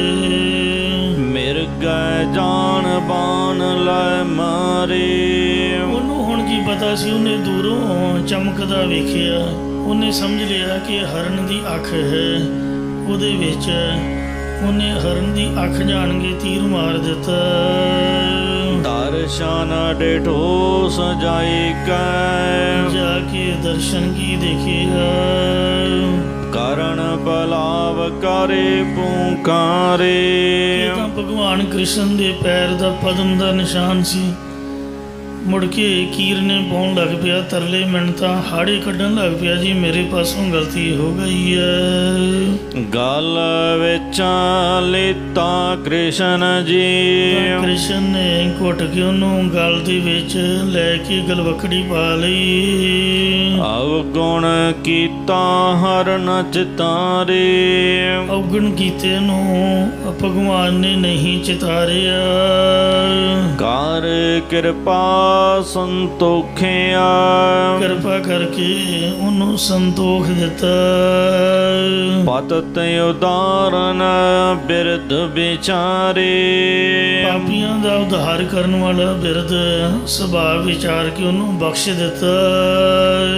ਭਲੇ ਭਲੇ ਕਰ ਮੰਨਿਆ ਨਾ, ਚੰਗਿਆਂ ਨੂੰ ਤਾਂ ਚੰਗੇ ਕਰਕੇ ਮੰਨਣਾ ਹੀ ਚਾਹੀਦਾ ਹੈ। ਬੁਰਿਆਂ ਦੇ ਹਰ ਕਾਜ ਸਵਾਰੇ, ਬੁਰਿਆਂ ਦੇ ਵੀ ਭਗਵਾਨ ਨੇ ਕੰਮ ਸਵਾਰ ਦਿੱਤੇ, ਮਤਲਬ ਉਹਨੂੰ ਸੰਤ ਬਣਾ ਦਿੱਤਾ ਤੇ ਉਹਦੀ ਕਲਿਆਣ ਕਰ ਦਿੱਤੀ। ਪਾਪ ਕਰੇਂਦੇ ਪਤਿਤ ਉਦਾਰੇ, ਪਾਪ ਕਰਦਿਆਂ ਨੂੰ ਵੀ ਪਾਪੀਆਂ ਨੂੰ ਵੀ ਭਗਵਾਨ ਨੇ ਤਾਰ ਦਿੱਤਾ। ਤੇ ਜਿਹੜੇ ਚੰਗੇ ਭਲੇ ਵਾਹਿਗੁਰੂ ਦਾ ਨਾਮ ਜਪਦੇ ਨੇ ਉਹ ਕਿਉਂ ਨਹੀਂ ਭਲਾ ਤਰਨਗੇ, ਜ਼ਰੂਰ ਤਰਨਗੇ। ਇਸ ਵਾਸਤੇ ਮਹਾਰਾਜ ਸਾਹਿਬ ਸੱਚੇ ਪਾਤਸ਼ਾਹ ਜੀ ਫੁਰਮਾਨ ਕਰਦੇ ਨੇ, ਵਾਲਮੀਕ ਸੁਭਚਾਰੋ ਤਰਿਓ, ਵਾਹਿਗੁਰੂ ਜੀ ਦਾ ਨਾਮ ਜਪ ਕੇ ਚੰਡਾਲ ਜਾਤ ਵਾਲਾ ਵਾਲਮੀਕ ਉਹ ਵੀ ਤਰ ਗਿਆ। ਬਦਕ ਤਰੇ ਵਿਚਾਰੇ, ਅਤੇ ਦੋ ਬਦਕ ਸ਼ਿਕਾਰੀ ਇਹ ਸਾਖੀ ਆਪ ਨੂੰ ਸਰਵਣ ਕਰਵਾਈ ਹੈ। ਇੱਕ ਆ ਕ੍ਰਿਸ਼ਨ ਭਗਵਾਨ ਜੀ ਦੇ ਤੀਰ ਮਾਰਨ ਵਾਲਾ ਤੇ ਦੂਜਾ ਚਤੁਰਭੁਜੀ ਜਾਨਵਰ ਨੂੰ ਪਕੜਨ ਵਾਲਾ ਲੋਧੀ ਨਾਮ ਦਾ ਸ਼ਿਕਾਰੀ।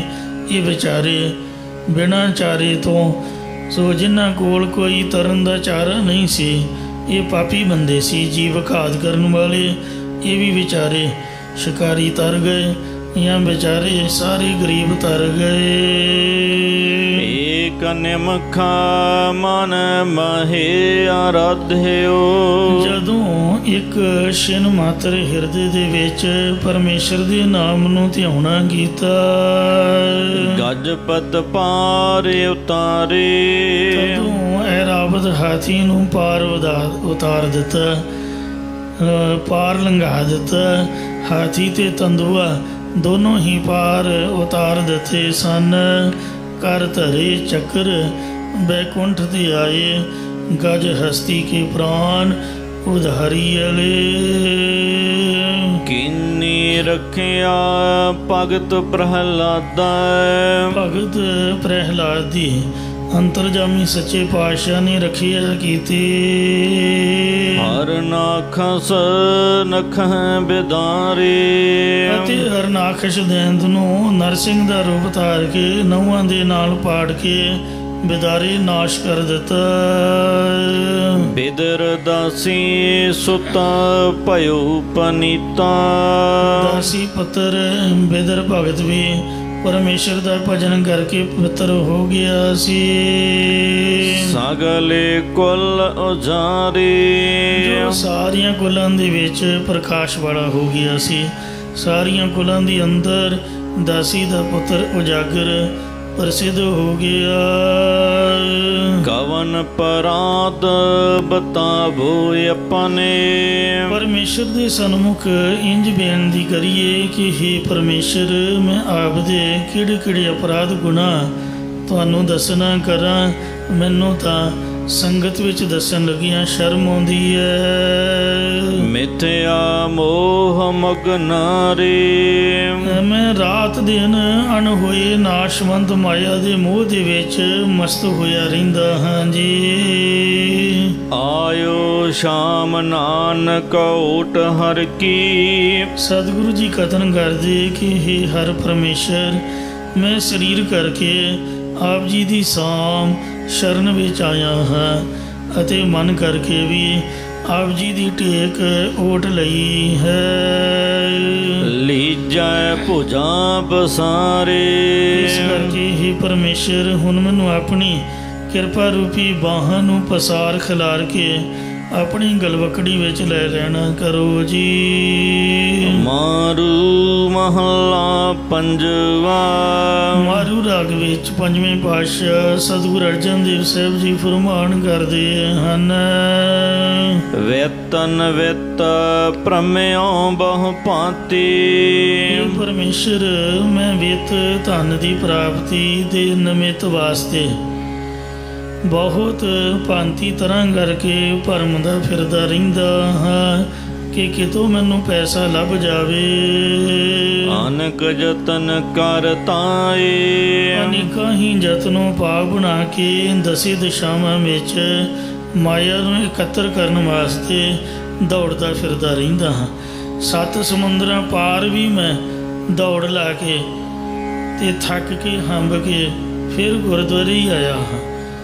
ਇਹ ਮਹਾਰਾਜ ਦੇਸ ਛੋੜ ਪਰਦੇਸ ਹਟਾਇਆ। ਆਪਦਾ ਦੇਸ਼ ਛੱਡ ਕੇ ਪਹਿਲਾਂ ਮੈਂ ਪਰਦੇਸ ਨੂੰ ਦੌੜ ਗਿਆ ਸੀ ਤੇ ਉੱਥੋਂ ਭੜਕ ਭੁੜਕ ਕੇ ਭਰਮਦਾ ਫਿਰ ਮਹਾਰਾਜ ਤੇਰੇ ਦੁਆਰੇ 'ਤੇ ਹੀ ਆਣ ਲੱਗਾ ਹਾਂ।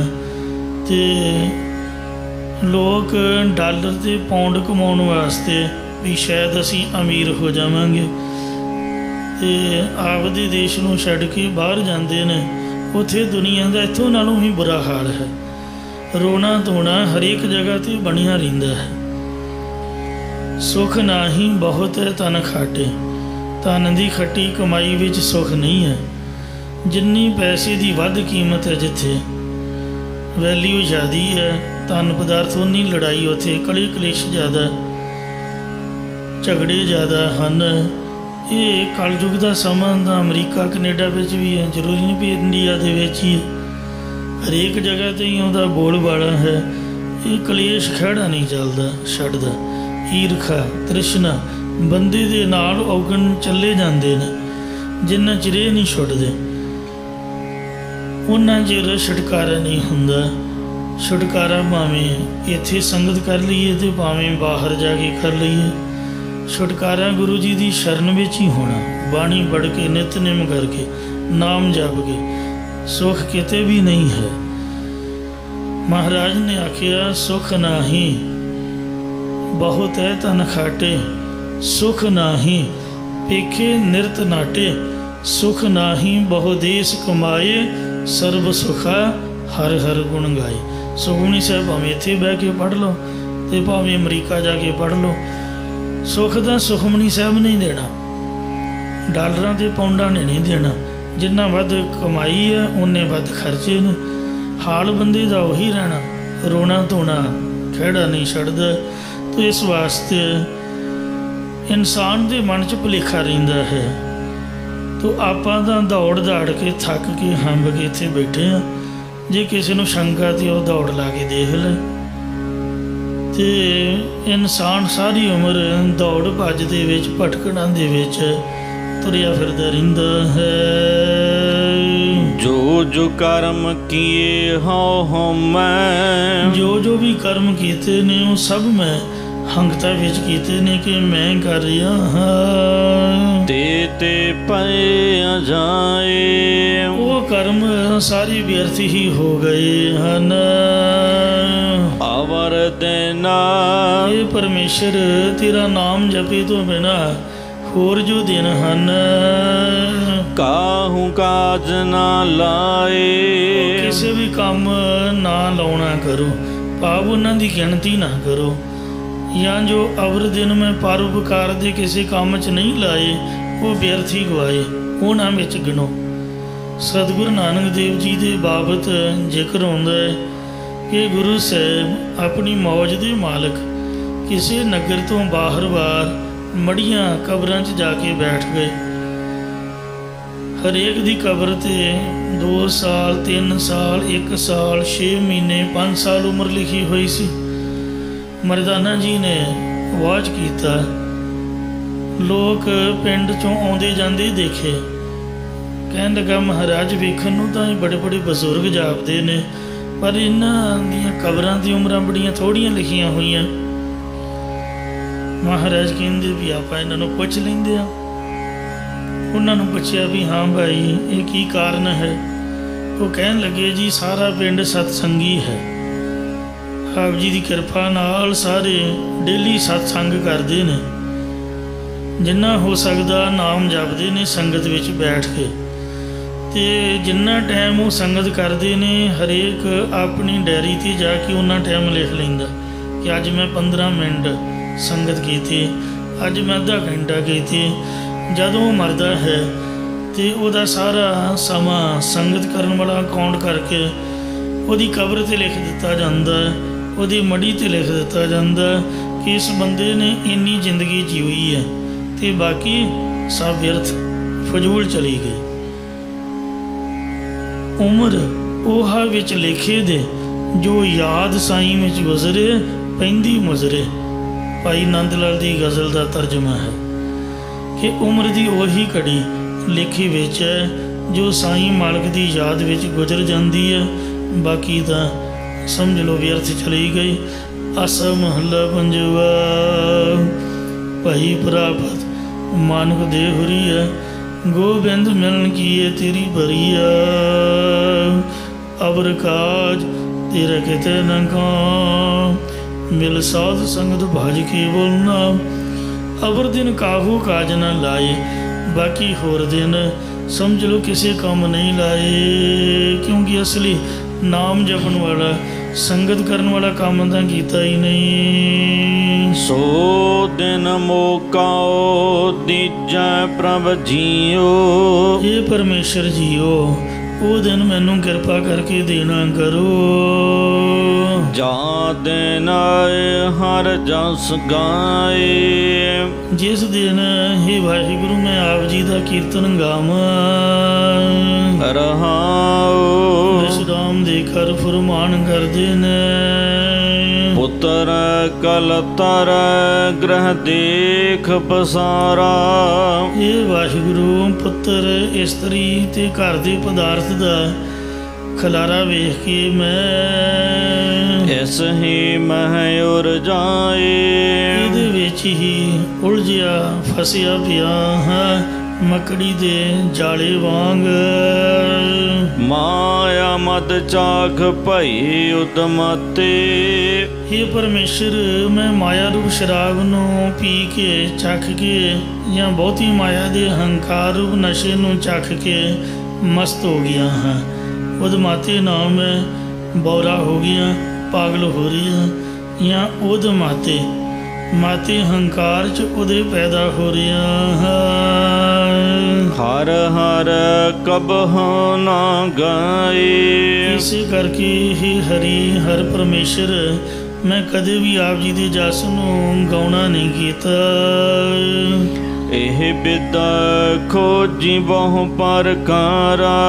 ਇਹ ਪਰਮੇਸ਼ਰ ਬਹੁਤ ਸ਼ਾਸਤਰਾਂ ਪੁਸਤਕਾਂ ਤੇ ਬਹੁਤ ਤਰ੍ਹਾਂ ਕਰਕੇ ਸੰਸਾਰ ਸਮੁੰਦਰ ਤੋਂ ਉਬਾਰਨ ਦੀ ਵਿਧੀ ਮੈਂ ਖੋਜਣਾ ਕੀਤੀ ਹੈ। ਬਿਨ ਸੰਤਨ ਨਹੀਂ ਪਾਏ। ਸੰਤ ਜਨਾਂ ਦੀ ਸੰਗਤ ਤੋਂ ਬਿਨਾਂ ਆਪ ਜੀ ਦੇ ਦਰਸ਼ਨ ਨਹੀਂ ਪਾਏ ਜਾ ਸਕਦੇ, ਜਾਂ ਕਿਸੇ ਤੋਂ ਵੀ ਆਪ ਜੀ ਦੀ ਪ੍ਰੇਮਾ ਭਗਤੀ ਨੂੰ ਨਹੀਂ ਪਾਇਆ ਜਾ ਸਕਦਾ। ਤੁਮ ਦਾਤਾਰ ਵੱਡੇ ਪ੍ਰਭ ਸਮਰੱਥ। ਇਹ ਪਰਮੇਸ਼ਰ ਤੁਸੀਂ ਪਿੱਛੇ ਸਤਿਯੁਗ ਤ੍ਰੇਤਾ ਦੁਆਪਰ ਤੇ ਕਲਯੁਗ ਦੇ ਵਿੱਚ ਦਾਨ ਦੇਣ ਵਾਲੇ ਵੱਡੇ ਦਾਤਾਰ ਹੋ, ਅਤੇ ਹੁਣ ਤਮਾਮ ਸਮੇਂ ਵਿੱਚ ਵੀ ਸਮਰੱਥ ਸਰਬ ਸ਼ਕਤੀਵਾਨ ਹੋ ਜੀ। ਮੰਗਨ ਕਉ ਦਾਨ ਆਏ। ਇਸ ਕਰਕੇ ਅਸੀਂ ਤੁਹਾਡੇ ਕੋਲ ਨਾਮਦਾਨ ਮੰਗਣ ਵਾਸਤੇ ਤੁਹਾਡੀ ਸ਼ਰਨ ਵਿੱਚ ਆਏ ਹਾਂ। ਤਿਆਗਿਓ ਸਗਲਾ ਮਾਨ ਮਹੱਤਾ। ਇਹ ਪਰਮੇਸ਼ਰ ਅਸਾਂ ਨੇ ਸਾਰੇ ਮਾਨ ਸਤਿਕਾਰ ਅਤੇ ਮਹੱਤਾ ਮਰਾਤਬੇ ਛੱਡ ਦਿੱਤੇ ਹਨ। ਦਾਸ ਰੇਣ ਸਰਣਾਏ। ਅਤੇ ਜੋ ਮਨ ਬਾਣੀ ਸਰੀਰ ਕਰਕੇ ਤੇਰੇ ਦਾਸ ਸੇਵਕ ਨੇ ਉਹਨਾਂ ਦੀ ਚਰਨ ਧੂੜ ਬਣ ਕੇ ਤੇਰੀ ਓਟ ਵਿੱਚ ਆਏ ਹਾਂ ਜੀ। ਕਾਹੋ ਨਾਨਕ ਹਰ ਮਿਲ ਭਈ ਕੈ। ਸਤਿਗੁਰੂ ਜੀ ਕਥਨ ਕਰਦੇ ਨੇ ਕਿ हे ਪਰਮੇਸ਼ਰ, ਤੇਰੇ ਨਾਲ ਮਿਲ ਕੇ ਇੱਕੋ ਰੂਪੀ ਹੋਏ ਹਾਂ।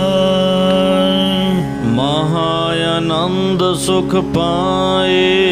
ਇਸ ਪ੍ਰਕਾਰ हे ਮਹਾ ਵੱਡੇ ਆਨੰਦ ਬ੍ਰਹਮਾਨੰਦ ਸਰੂਪ ਪਰਮੇਸ਼ਰ, ਤੇਰੇ ਆਨੰਦ ਨੂੰ ਪਾਉਣਾ ਕੀਤਾ ਹੈ, ਜਾਂ ਬ੍ਰਹਮਾਨੰਦ ਰੂਪ ਸੁੱਖ ਨੂੰ ਪਾਉਣਾ ਕੀਤਾ ਹੈ, ਜਾਂ ਭਗਤੀ ਰੂਪ ਸੁੱਖ ਨੂੰ ਪਾ ਕੇ ਬ੍ਰਹਮਾਨੰਦ ਰੂਪ ਆਨੰਦ ਦੇ ਸਹਿਤ ਹੋਏ ਹਾਂ ਜੀ। ਮਾਰੂ ਮਹਲਾ ਪੰਜਵਾ। ਪੰਜਵੇਂ ਪਾਤਸ਼ਾਹ ਸਤਿਗੁਰੂ ਅਰਜਨ ਦੇਵ ਜੀ ਮਹਾਰਾਜ ਪਾਵਨ ਸ਼ਬਦ ਉਚਾਰ ਰਹੇ ਹਨ। ਕਵਨ ਥਾਨ ਧੀਰਿਓ ਹੈ ਨਾਮਾ। ਇਹ ਪਾਵਨ ਸ਼ਬਦ ਸਤਿਗੁਰੂ ਜੀ ਨੇ ਉਸ ਵਕਤ ਉਚਾਰਿਆ ਜਦ ਸਤਿਗੁਰੂ ਜੀ ਅੰਮ੍ਰਿਤ ਸਰੋਵਰ ਦੇ ਪੱਕੇ ਪੌੜ ਬਣਾਉਣ ਦੀ ਸੇਵਾ ਕਰ ਰਹੇ ਸਨ। ਤਦ ਸੇਵਾ ਵਿੱਚ ਦੂਰ ਦਰਾਡਿਓਂ ਸੰਗਤਾਂ ਆਉਂਦੀਆਂ ਸਨ। ਸੰਗਤਾਂ ਦੇ ਵਿੱਚ ਕੁਝ ਆਲਸੀ ਪੁਰਖ ਵੀ ਸਨ ਜੋ ਸੇਵਾ ਘੱਟ ਕਰਦੇ ਅਤੇ ਟਾਲ ਮਟੋਲ ਜ਼ਿਆਦਾ ਕਰਦੇ ਸਨ। ਜਿਹੜੇ ਟਾਲ ਮਟੋਲਾ ਕਰਨ ਵਾਲੇ ਸਨ ਉਹ ਦੂਸਰਿਆਂ ਨੂੰ ਸੇਵਾ ਕਰਨ ਲਈ ਮੱਲੋ ਮੱਲੀ ਨਾਲ ਲਾਉਂਦੇ ਸਨ। ਇਸੇ ਤਰ੍ਹਾਂ ਇੱਕ ਨਗਰ ਦੀ ਸੰਗਤ ਵਿੱਚੋਂ ਇੱਕ ਸੱਜਣ ਸੇਵਾ ਕਰਨ ਤੋਂ ਟਲਦਾ ਹੋਇਆ ਬਾਜ਼ਾਰ ਦੇ ਵਿੱਚ ਟਹਿਲਣ ਲਈ ਚਲਾ ਗਿਆ। ਜਦ ਉਹ ਸੱਜਣ ਵਾਪਸ ਆਇਆ ਤਾਂ ਉਹਨੂੰ ਇੱਕ ਸਿੱਖ ਤਾੜਨ ਲੱਗਿਆ ਕਿ ਤੂੰ ਸਾਰੇ ਨਗਰ ਦੀ ਬਦਨਾਮੀ ਕਰਵਾਏਂਗਾ ਜਿੱਥੋਂ ਤੂੰ ਆਇਆ। ਇਹ ਸੁਣ ਕੇ ਉਹ ਸੱਜਣ ਨੇ ਸਤਿਗੁਰਾਂ ਦੇ ਕੋਲ ਜਾ ਕੇ ਸ਼ਿਕਾਇਤ ਕੀਤੀ ਕਿ ਸਤਿਗੁਰੂ ਜੀ, ਇਹ ਸਿੱਖ ਨੇ ਮੇਰਾ ਨਾਮ ਲੈ ਕੇ ਮੈਨੂੰ ਗਾਲ ਕੱਢੀ ਹੈ। ਤਾਂ ਗੁਰੂ ਸਾਹਿਬ ਜੀ ਸੁਣ ਕੇ ਉਹਨੂੰ ਉਪਦੇਸ਼ ਦਿੰਦੇ ਨੇ, ਕਮਨ ਥਾਨ ਧੀਰਿਓ ਹੈ ਨਾਮਾ। ਇਹ ਭਾਈ, ਜਿਹੜਾ ਤੇਰਾ ਨਾਮ ਵਿਹਾਰਾਂ ਨੂੰ ਚਲਾਉਣ ਵਾਸਤੇ ਕਲਪਿਆ ਹੋਇਆ, ਉਹ ਹੱਥਾਂ ਪੈਰਾਂ ਆਦਿਕ ਕਿਹੜੇ ਥਾਵਾਂ ਦੇ ਵਿੱਚ ਟਿਕਿਆ, ਤੂੰ ਦੱਸ ਤਾਂ ਸਹੀ। ਲੋਕ ਗਾਲ ਸੁਣ ਕੇ ਦੂਜੇ ਨੂੰ ਮਾਰਨ ਲਈ ਤਿਆਰ ਹੋ ਜਾਂਦੇ ਨੇ ਵੀ ਮੈਂ ਤੇਰਾ ਸਿਰ ਹੀ ਲਾ ਦਿਆਂ, ਇੰਨਾ ਬੁਰਾ ਮਨਾਉਂਦੇ ਹਨ। ਕਵਨ ਬਸਤ ਅਹੰਕਾਰਾ। ਵੀ ਤੂੰ ਮੇਰਾ ਨਾਂ ਲੈ ਕੇ ਗਾਲ ਕੱਢੀ ਹੈ। ਮਹਾਰਾਜ ਕਹਿੰਦੇ, ਦੱਸ ਕਿਹੜੀ ਵਸਤੂ ਦਾ ਤੂੰ ਹੰਕਾਰ ਕਰਦਾ? ਤੇਰਾ ਨਾਮ ਹੱਥਾਂ ਦਾ ਹੈ, ਬਾਹਾਂ ਦਾ ਹੈ, ਪੈਰਾਂ ਦਾ ਹੈ, ਮੂੰਹ ਦਾ ਹੈ, ਕਿੱਥੇ ਟਿਕਿਆ ਤੇਰਾ ਨਾਮ? ਉਹ ਜਿਹੜਾ ਹੰਕਾਰ ਹੈ ਨਾਮ ਦਾ, ਕਿਹੜੀ ਥਾਂ ਵਸਦਾ? ਇਹ ਤਾਂ ਦੱਸ।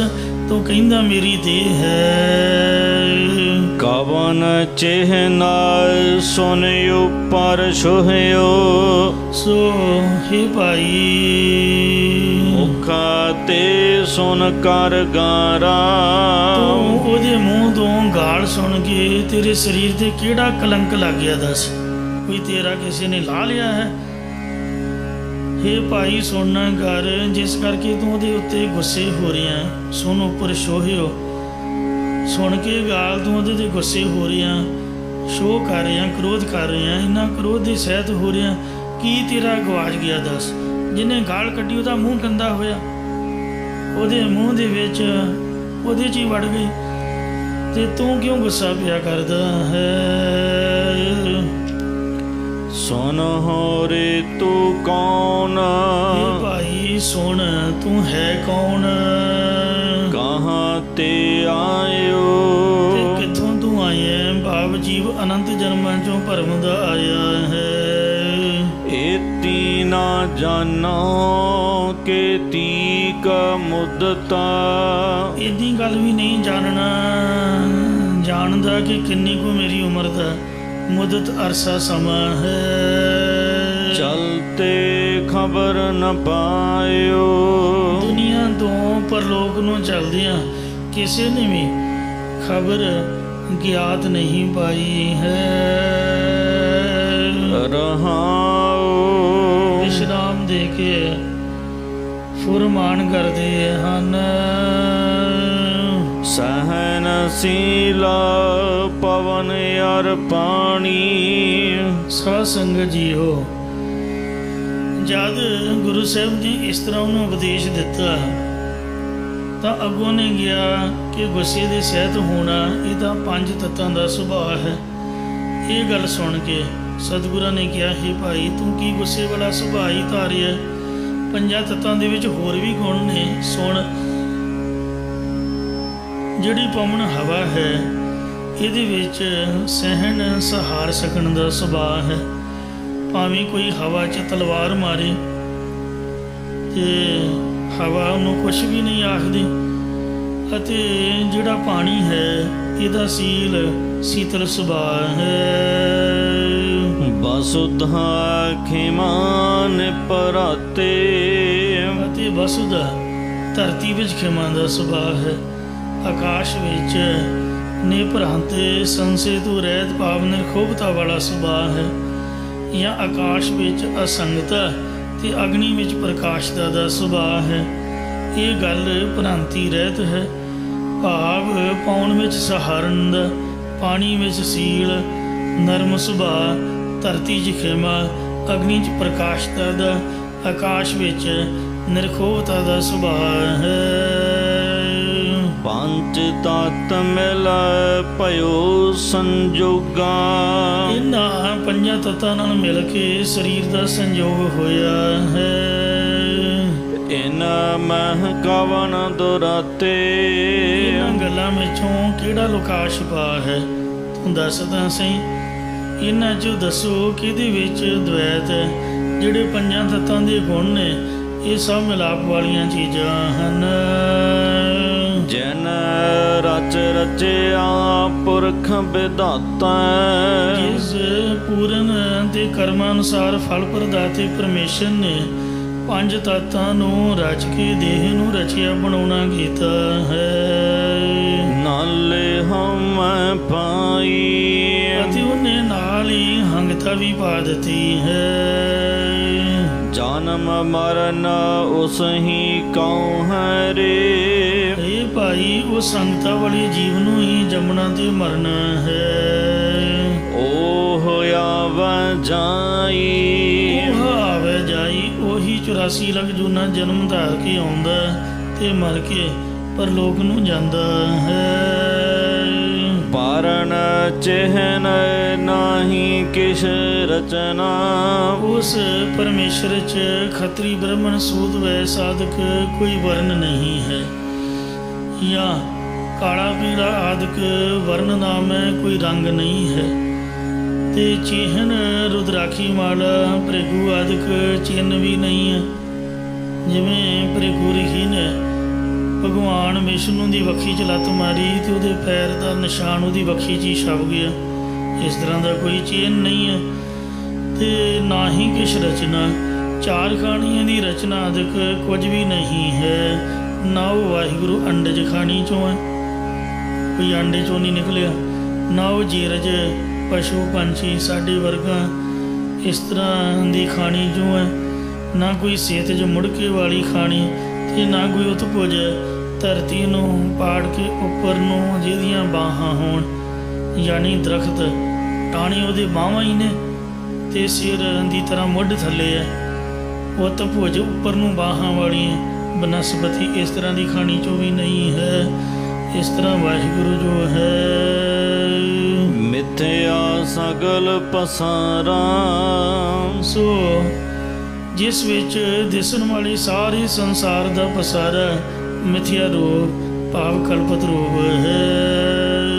ਭਣਤ ਨਾਨਕ ਜਬ ਖੇਲ ਉਜਾਰੈ, ਸਤਿਗੁਰੂ ਜੀ ਉਚਾਰਨ ਕਰਦੇ ਨੇ ਕਿ ਜਦ ਪਰਮੇਸ਼ਰ ਪੰਚਾਂ ਦੰਤਾਂ ਦੀ ਖੇਡ ਨੂੰ ਉਜਾੜ ਦੇਵੇਗਾ, ਤਬ ਏਕ ਓੰਕਾਰ, ਕੇਵਲ ਇੱਕ ਪਰਮੇਸ਼ਰ ਆਪ ਹੀ ਹੁੰਦਾ ਹੈ। ਭਾਵ ਹੁਣ ਵੀ ਇੱਕੋ ਪਰਮੇਸ਼ਰ ਹੀ ਸਾਰੇ ਵਿਆਪਕ, ਪਰ ਭਰਮ ਕਰਕੇ ਸੰਸਾਰ ਦਾ ਵਰਤਾਰਾ ਸੱਚ ਪ੍ਰਤੀਤ ਹੋ ਰਿਹਾ ਹੈ। ਮਾਰੂ ਮਹੱਲਾ ਪੰਜਵਾ, ਮਾਰੂ ਰਾਗ ਵਿੱਚ ਪੰਜਵੇਂ ਪਾਤਸ਼ਾਹ ਸਤਿਗੁਰੂ ਅਰਜਨ ਦੇਵ ਸਾਹਿਬ ਜੀ ਫਰਮਾਉਂਦੇ ਨੇ, ਮਾਨ ਮੋਹ ਅਰ ਲੋਭ ਵਿਕਾਰਾ, ਜੋ ਪਰਮੇਸ਼ਰ ਦਾ ਦਾਸ ਹੈ ਉਹ ਲੋਕਾਂ ਵੱਲੋਂ ਕੀਤਾ ਆਦਰ ਮਾਣ ਸਤਿਕਾਰ, ਸਰੀਰਾਂ ਪਦਾਰਥਾਂ ਸੰਬੰਧੀਆਂ ਦਾ ਮੋਹ, ਧਨ ਇਕੱਤਰ ਕਰਨ ਦਾ ਲੋਭ ਲਾਲਚ ਤੇ ਅਰ ਵਿਕਾਰ ਕਾਮ ਆਦਿਕ ਜਿਹੜੇ ਵਿਕਾਰ ਹਨ। ਪੀਓ ਚੀਤ ਨਾ ਘਾਲਿਓ, ਉਹਨਾਂ ਵੀ ਉਹ ਦੂਜਾ ਸੁਭਾਅ ਦਵੈਤ ਭਾਵ ਚਿੱਤ ਵਿੱਚ ਉਹਨਾਂ ਨਹੀਂ ਪਾਉਣਾ ਕੀਤਾ, ਧਾਰਨ ਨਹੀਂ ਕੀਤਾ। ਨਾਮ ਰਤਨ ਗੁਣ ਹਰ ਬਣ ਜੇ, ਸੋ ਸੇਵਕ ਜਨ ਦਾ ਹਰੀ ਪਰਮੇਸ਼ਰ ਦੇ ਨਾਮ ਰੂਪ ਰਤਨ ਤੇ ਹਰੀ ਦੀ ਪ੍ਰਾਪਤੀ ਵਾਲੇ ਗੁਣਾਂ ਨੂੰ ਗੁਰਾਂ ਦੇ ਪਾਸੋਂ ਖਰੀਦਦੇ ਹਨ। ਲਾਤ ਵਖਰ ਲੈ ਚਾਲਿਓ, ਅਤੇ ਨਾਮ ਰੂਪ ਵਖਰ ਲਾਭਦਾਇਕ ਸੌਦੇ ਨੂੰ ਅੰਤਕਰਨ ਰੂਪ ਗੱਡੇ ਤੇ ਲੱਦ ਕੇ ਪਰਲੋਕ ਨੂੰ ਲੈ ਕੇ ਚੱਲਦੇ ਹਨ। ਗੁਰਮੁਖ ਲਾਹ ਲੈ ਗਏ, ਮਨਮੁਖ ਚੱਲੇ ਮੁਲ ਗਵਾਏ ਜੀਓ। ਸਾਚ ਵਖਰ ਕੀ ਬਿਰਲੇ ਵਾਪਾਰੀ, ਸੋ ਵਖਰ ਨਾਮ ਲਦ ਖੇਪ ਚਲਾਵੋ। ਇਉਂ ਮਹਾਰਾਜ ਨੇ ਆਖਿਆ, ਸੱਚ ਵਪਾਰ ਕਰੋ ਵਪਾਰੀ, ਦਰਗਾਹ ਨਿਵਹਿ ਖੇਪ ਤੁਮਾਰੀ। ਕਿਨਹੀ ਬਣ ਜਿਆ ਕਾਂਸੀ ਤਾਂਬ, ਕਿਨਹੀ ਲੋਕ ਸੁਪਾਰੀ। ਸੰਤੋ ਬਣ ਜਿਆ नाम गोविंद का, ऐसी खेप हमारी। हर के नाम की व्यापारी, हीरा हाथ चढ़िया निर्मोलक, छूट गई संसारी। सेवक की ओढ़ निभहि प्रीता, उस सेवक दी दास दी अंत तक परमेश्वर नाल सिर तोड़ प्रीति निभदी है। जीवता साहिब सेवियो अपना, उस सेवक ने संसार विच जिउंदियां ही मालक अपने परमेश्वर ਨੂੰ ਆਪਣਾ ਜਾਣ ਕੇ ਸੇਵਨਾ ਕੀਤਾ ਹੈ। ਜਲ ਤੇ ਰਾਖਿਓ ਚੀਤਾ, ਪਰਲੋਕ ਨੂੰ ਚੱਲਦੇ ਸਮੇਂ ਵੀ ਪਰਮੇਸ਼ਰ ਨੂੰ ਆਪਣੇ ਚਿੱਤ ਵਿੱਚ ਯਾਦ ਰੱਖਿਆ ਹੈ।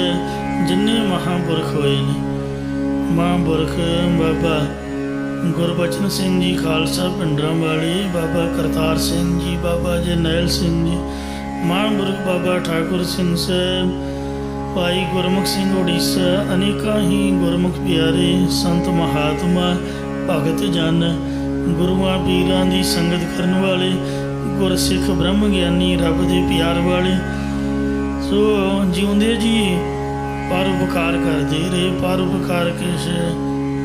ਪਰਉਪਕਾਰ ਨਿਤ ਚਿਤਵ ਤੇ ਨਾਹੀ ਕਛ ਪੋਛ। ਆਪ ਨਾਮ ਜਪਦੇ ਰਹੇ, ਦੂਸਰਿਆਂ ਨੂੰ ਜਪਣ ਦੀ ਪ੍ਰੇਰਨਾ ਦਿੰਦੇ ਰਹੇ। ਆਪ ਜਪੋ ਅਵ ਰਹਿ ਨਾਮ ਜਪਾਵੋ, ਸੁਨਤ ਕਹਿਤ ਰਹਿਤ ਗਤ ਪਾਵੋ। ਇਸ ਰਹਿਤ ਵਿੱਚ ਰਹਿੰਦੇ ਰਹੇ ਤੋ ਚੱਲਦੇ ਸਮੇਂ ਵੀ ਵਾਹਿਗੁਰੂ ਨੂੰ ਯਾਦ ਰੱਖਦੇ ਨੇ। ਗੁਰਮੁਖ ਰਹਾਉ ਵਿਸ਼ਰਾਮ ਦੇ ਕਰ ਫੁਰਮਾਨ ਕਰਦੇ ਨੇ। ਜੈਸੀ ਆਗਿਆ ਕੀਨੀ ਠਾਕੁਰ, ਜਿਹੋ ਜਿਹੀ ਮਾਲਕ ਪਰਮੇਸ਼ਰ ਨੇ ਜਾਂ ਗੁਰਾਂ ਨੇ ਆਗਿਆ ਕੀਤੀ ਹੈ, ਤਿਸ ਤੇ ਮੁਖ ਨਹੀਂ ਮੋਰਿਓ। ਸੇਵਕ ਜਨ ਨੇ ਉਸ ਆਗਿਆ ਤੋਂ ਮੂੰਹ ਨਹੀਂ ਮੋੜਿਆ, ਭਾਵ ਹਰ ਵਕਤ ਆਗਿਆ ਮੰਨਦਾ ਹੈ।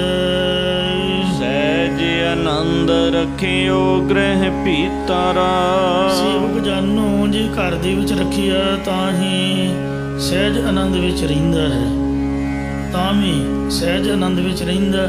ਜੇਕਰ ਕਹਿਆ ਕਿ ਬਾਹਰ ਜਾ ਕੇ ਕੰਮ ਕਰੋ ਤਾਂ ਫਿਰ ਉਠਵਾਹੂ ਕਉ ਦੌਰਿਓ, ਤਾਂ ਉੱਠ ਕੇ ਉਸ ਕਾਜ ਕੰਮ ਕਰਨ ਨੂੰ ਹੀ ਦੌੜਦਾ ਹੈ। ਇਸੇ ਪ੍ਰਕਾਰ ਸਹਿਜ ਆਨੰਦ ਰਖਿਓ ਗ੍ਰਹਿ ਭੀਤਰ, ਸੇਵਕ ਜਨ ਨੇ ਗੁਰਾਂ ਦੁਆਰਾ ਸਹਿਜ ਸਰੂਪ ਦੇ ਆਨੰਦ ਨੂੰ ਆਪਣੇ ਹਿਰਦੇ ਰੂਪ ਘਰ ਦੇ ਭੀਤਰ ਵਿੱਚ ਧਾਰਨ ਕਰਕੇ ਰੱਖਿਆ ਹੈ। ਉਠਵਾਹੂ ਕਉ ਦੌਰਿਓ, ਅਤੇ ਦੁਨੀਆ ਤੋਂ ਉੱਠ ਭਾਵ ਉਪਰਾਮ ਹੋ ਕੇ ਉਸੇ ਬ੍ਰਹਮਾਨੰਦ ਦੇ ਵਿੱਚ ਦੌੜ ਕੇ ਪਹੁੰਚ ਜਾਂਦਾ, ਪਰ ਸੱਚ ਸਰੂਪ ਦੇ ਵਿੱਚ ਅਭੇਦ ਹੋ ਜਾਂਦਾ ਹੈ। ਆਗਿਆ ਮਹਿ ਭੂਖਾ, ਜੇਕਰ ਸੇਵਕ ਜਨ ਨੂੰ ਗੁਰੂ ਜਾਂ ਪਰਮੇਸ਼ਰ ਦੀ ਆਗਿਆ ਦੇ ਵਿੱਚ ਭੁੱਖ ਭਾਵ ਕਿਸੇ ਪ੍ਰਕਾਰ ਦੀ ਤਕਲੀਫ ਆ ਜਾਵੇ, ਸੋਈ ਕਰ ਸੁਖਾ, ਤਾਂ ਉਸ ਨੂੰ ਸੁਖ ਕਰਕੇ ਉਹਨੇ ਮੰਨਿਆ ਹੈ। ਜਿਨ੍ਹਾਂ ਮਾਈਆਂ ਬੀਬੀਆਂ ਬੱਚਿਆਂ ਦੇ ਟੋਟੇ ਟੋਟੇ ਕਰਾ ਕੇ ਗਲਾਂ 'ਚ ਹਾਰ ਪਰਵਾਏ ਤੇ ਖੰਨੀ ਖੰਨੀ ਰੋਟੀ 'ਤੇ ਗੁਜ਼ਾਰਾ ਕੀਤਾ। ਸਵਾ ਸਵਾ ਮਣ ਦੇ ਪੀਸਨੇ ਪੀਸੇ, ਬੰਦ ਬੰਦ ਘਟਾਏ ਤਾਂ ਨਾਰਿਆਂ ਨਾਲ ਚਲਾਏ, ਰੰਬੀਆਂ ਨਾਲ ਖੋਪਰੀਆਂ ਨੂੰ ਹਾਈਆਂ ਤੇ ਤੇਰੇ ਪਾਣੀ ਨੂੰ ਮਿੱਠਾ ਕਰਕੇ ਮੰਨਿਆ। ਤੇ ਇਹਨਾਂ ਦੀ ਕਮਾਈ ਦਾ ਧਿਆਨ ਕਰਕੇ ਬੋਲੋ ਜੀ ਵਾਹਿਗੁਰੂ। ਐਸੇ ਗੁਰਮੁਖਾਂ ਦੀ ਅਰਦਾਸ ਵਿੱਚ ਉਹਨਾਂ ਦਾ ਨਾਮ ਲਿਆ ਜਾਂਦਾ ਹੈ। ਸੋਗ ਹਰਖ ਨਹੀਂ ਜਾਣਿਓ।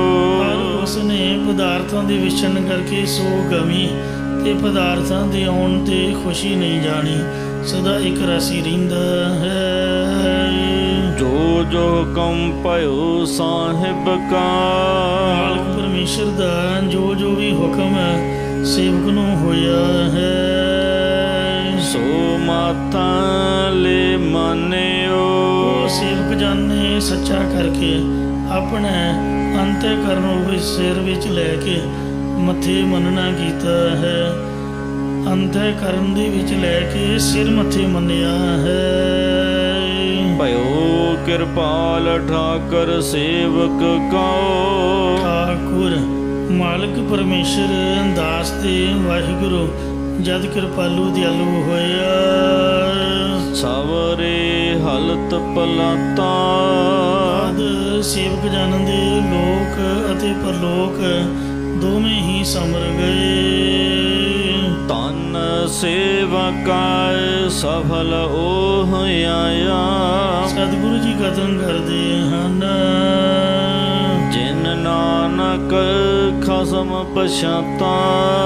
ਜਿਸ ਨੇ ਮਾਲਕ ਪਰਮੇਸ਼ਰ ਨੂੰ ਪਹਿਚਾਨ ਲਿਆ ਉਹ ਸੇਵਕ ਦਾਸ ਧਨਤਾ ਦੀ ਯੋਗ ਹੈ ਤੇ ਉਸ ਦਾ ਮਨੁੱਖਾ ਜਨਮ ਧਾਰ ਕੇ ਸੰਸਾਰ ਵਿੱਚ ਆਉਣਾ ਸਫਲਾ ਹੈ ਜਾਂ ਸਹਿਤ ਗਿਆਨ ਰੂਪੀ ਫਲ ਦੇ ਹੈ। ਮਾਰੂ ਮਹੱਲਾ ਪੰਜਵਾ। ਧੰਨ ਸ੍ਰੀ ਗੁਰੂ ਅਰਜਨ ਦੇਵ ਸਾਹਿਬ ਜੀ ਮਹਾਰਾਜ ਮਾਰੂ ਰਾਗ ਦੇ ਵਿੱਚ ਵੈਰਾਗਮਈ ਸ਼ਬਦ ਉਚਾਰਨ ਕਰਦੇ ਹਨ। ਖੁੱਲਿਆ ਕਰਮ ਕਿਰਪਾ ਭਈ ਠਾਕੁਰ। ਸਾਧ ਸੰਗਤ ਜੀਓ, ਪੰਜਵੇਂ ਗੁਰਾਂ ਨੇ ਅਕਾਲ ਪੁਰਖ ਦੀ ਜੋਤ ਵਿੱਚ ਲੀਨ ਹੋਣ ਵੇਲੇ ਆਪਣੀ ਅਵਸਥਾ ਨੂੰ ਕਥਨ ਕਰਦਿਆਂ ਇਸ ਪਾਵਨ ਸ਼ਬਦ ਨੂੰ ਉਚਾਰਨ ਕਰਕੇ ਸੰਗਤਾਂ ਨੂੰ ਉਪਦੇਸ਼ ਦਿੱਤਾ ਸੀਗਾ। ਅਤੇ ਇਹ ਵੀ ਇਤਿਹਾਸ ਵਿੱਚ ਜ਼ਿਕਰ ਆਉਂਦਾ ਹੈ ਕਿ ਜਿਸ ਸਮੇਂ ਸ੍ਰੀ ਗੁਰੂ ਗੋਬਿੰਦ ਸਿੰਘ ਸਾਹਿਬ ਜੀ ਜੋਤੀ ਜੋਤ ਸਮਾਉਣ ਲੱਗੇ ਸਨ, ਉਸ ਸਮੇਂ ਸਤਿਗੁਰਾਂ ਨੇ ਰਾਗੀ ਸਿੰਘਾਂ ਨੂੰ ਇਸ ਪਾਵਨ ਸ਼ਬਦ ਦਾ ਕੀਰਤਨ ਕਰਨ ਦੀ ਆਗਿਆ ਦਿੱਤੀ ਸੀਗੀ ਕਿ ਆਗਿਆ ਕੀਤੀ ਕਿ ਸ਼ਬਦ ਪੜ੍ਹੋ। ਖੁੱਲ੍ਹਿਆ ਕਰਮ ਜਦ ਨਿਸ਼ਕਾਮ ਕਰਮ ਫਲ ਦੇਣ ਨੂੰ ਖੁੱਲ੍ਹ ਗਏ, ਕਿਰਪਾ ਭਈ ਠਾਕੁਰ ਮਤਲਬ ਭਾਗ ਜਾਗ ਪਏ। ਤਦ ਠਾਕੁਰ ਮਾਲਕ ਵਾਹਿਗੁਰੂ ਦੀ ਕਿਰਪਾ ਮਿਹਰ ਹੋਈ। ਜਦ ਮਾਲਕ ਪਰਮੇਸ਼ਰ ਦੀ ਮਿਹਰ ਹੋਈ ਤਾਂ ਕਰਮ ਖੁੱਲ੍ਹਿਆ। ਕੀਰਤਨ ਹਰ ਹਰ ਗਾਈ। ਅਤੇ ਫਿਰ ਹਰ ਵਾਹਿਗੁਰੂ ਦੇ ਕੀਰਤਨ ਦੇ ਤਾਈਂ ਇੱਕ ਰਸ ਗਾਉਣਾ ਕੀਤਾ। ਸ਼ਰਮ ਥਾਕਾ ਪਾਏ ਬਿਸਰਾਮਾ। ਹੁਣ ਸੱਚ ਸਰੂਪ ਦੇ ਵਿੱਚ ਵਿਸਰਾਮਾ ਟਿਕਾ ਸਥਿਤੀ ਪਾਈ ਪਾਉਣਾ ਕੀਤੀ ਹੈ ਅਤੇ ਜੂਨਾਂ ਦੀ ਜੋ ਵੀ ਮਿਟ ਗਈ ਸਗਲੇ ਤਾਈ। ਜੋ ਸੰਸਾਰ ਦੇ ਧਾਈ ਧਵਣ ਭਵ ਦੌੜਨ ਦੀ ਸ਼ਰਮ ਥਕਾਵਟ ਥੱਕ ਗਈ, ਨਿਵਰਤ ਹੋ ਗਈ ਤੇ ਸੱਚ ਸਰੂਪ 'ਚ ਹੋਣ ਟਿਕਾ ਸਥਿਤੀ ਪਾਈ ਹੈ ਤੇ ਜੂਨਾਂ ਦੀ ਧੌਣੀ ਦੌੜ ਵੀ ਸਾਰੀ ਮਿਟ ਗਈ, ਨਿਵਰਤ ਹੋ ਗਈ ਹੈ। ਅਬ ਮੋਹੇ ਹੁਣ ਮੈਂ ਜੀਵਨ ਪਦਵੀ ਪਾਈ। ਜੀਵਨ ਪਦਵੀ ਦਾ ਮਤਲਬ ਹੈ ਆਤਮਿਕ ਪਦਵੀ ਪਾ ਲਈ ਹੈ। ਜੀਤ ਆਇਓ ਮਨ ਪੁਰਖ ਵਿਦਾਤਾ। ਸੋ ਫਲ ਪ੍ਰਦਾਤਾ ਕਰਮ ਅਨੁਸਾਰ ਫਲ ਦਾ ਦਾਤੇ ਪਰਮੇਸ਼ਰ ਦਾ ਨਾਮ ਮੇਰੇ ਮਨ ਹਿਰਦੇ ਵਿੱਚ ਚੇਤੇ ਆਇਆ ਹੈ। ਸੰਤਨ ਕੀ ਸਰਣਾਈ। ਗੁਰੂ ਰੂਪ ਸੰਤਾਂ ਦੀ ਓਟ 'ਚ ਪੈਣ ਕਰਕੇ ਮੇਰੇ ਚਿੱਤ ਵਿੱਚ ਸ਼੍ਰੋਮਣੀ ਵਿਧਾਤੇ ਪੁਰਖ ਪਰਮੇਸ਼ਰ ਦਾ ਨਾਮ ਚੇਤੇ ਆਇਆ ਹੈ। ਇਸ ਨਾਮ ਦੇ ਕਰ ਫਰਮਾਉਂਦੇ ਨੇ, ਕਾਮ ਕ੍ਰੋਧ ਲੋਭ ਮੋਹ ਨਿਵਾਰੇ। ਕਾਮ ਮੰਦ ਵਾਸ਼ਨਾ, ਕ੍ਰੋਧ ਗੁੱਸਾ, ਲੋਭ ਲਾਲਚ ਅਤੇ ਮੋਹ ਆਦਿਕ ਸਾਰੇ ਵਿਕਾਰ ਨਿਵਰਤ ਹੋ ਗਏ ਹਨ। ਨਿਵਰੇ ਸਗਲ ਬਰਾਈ। ਅਤੇ ਮਹਾਰਾਜ ਫਰਮਾਉਂਦੇ ਨੇ, ਸਾਡੇ ਸਾਰੇ ਵੈਰੀ ਵੀ ਨਿਵਰਤ ਦੂਰ ਹੋ ਗਏ ਹਨ। ਹਸਦ ਹਜੂਰਾ ਹਾਜ਼ਰ ਹੈ ਨਾਜ਼ਰ। ਪਰਮੇਸ਼ਰ ਸਦਾ ਹਜ਼ੂਰ ਸਾਹਮਣੇ ਹੈ। ਜੋ ਚਿੱਤ ਨੂੰ ਨਾਮ ਦੇ ਵਿੱਚ ਜੋੜ ਕੇ ਰਿਦੇ ਵਿੱਚ ਹਾਜ਼ਰ ਸਮਝਣ ਵਾਲੇ ਨੇ, ਉਹਨਾਂ ਦੇ ਦ੍ਰਿਸ਼ਟਾ ਰੂਪ ਪਰਮੇਸ਼ਰ ਨਾਜ਼ਰ ਨਜ਼ਰ ਕਿਰਪਾ ਦ੍ਰਿਸ਼ਟੀ ਕਰਨ ਵਾਲਾ ਹੈ।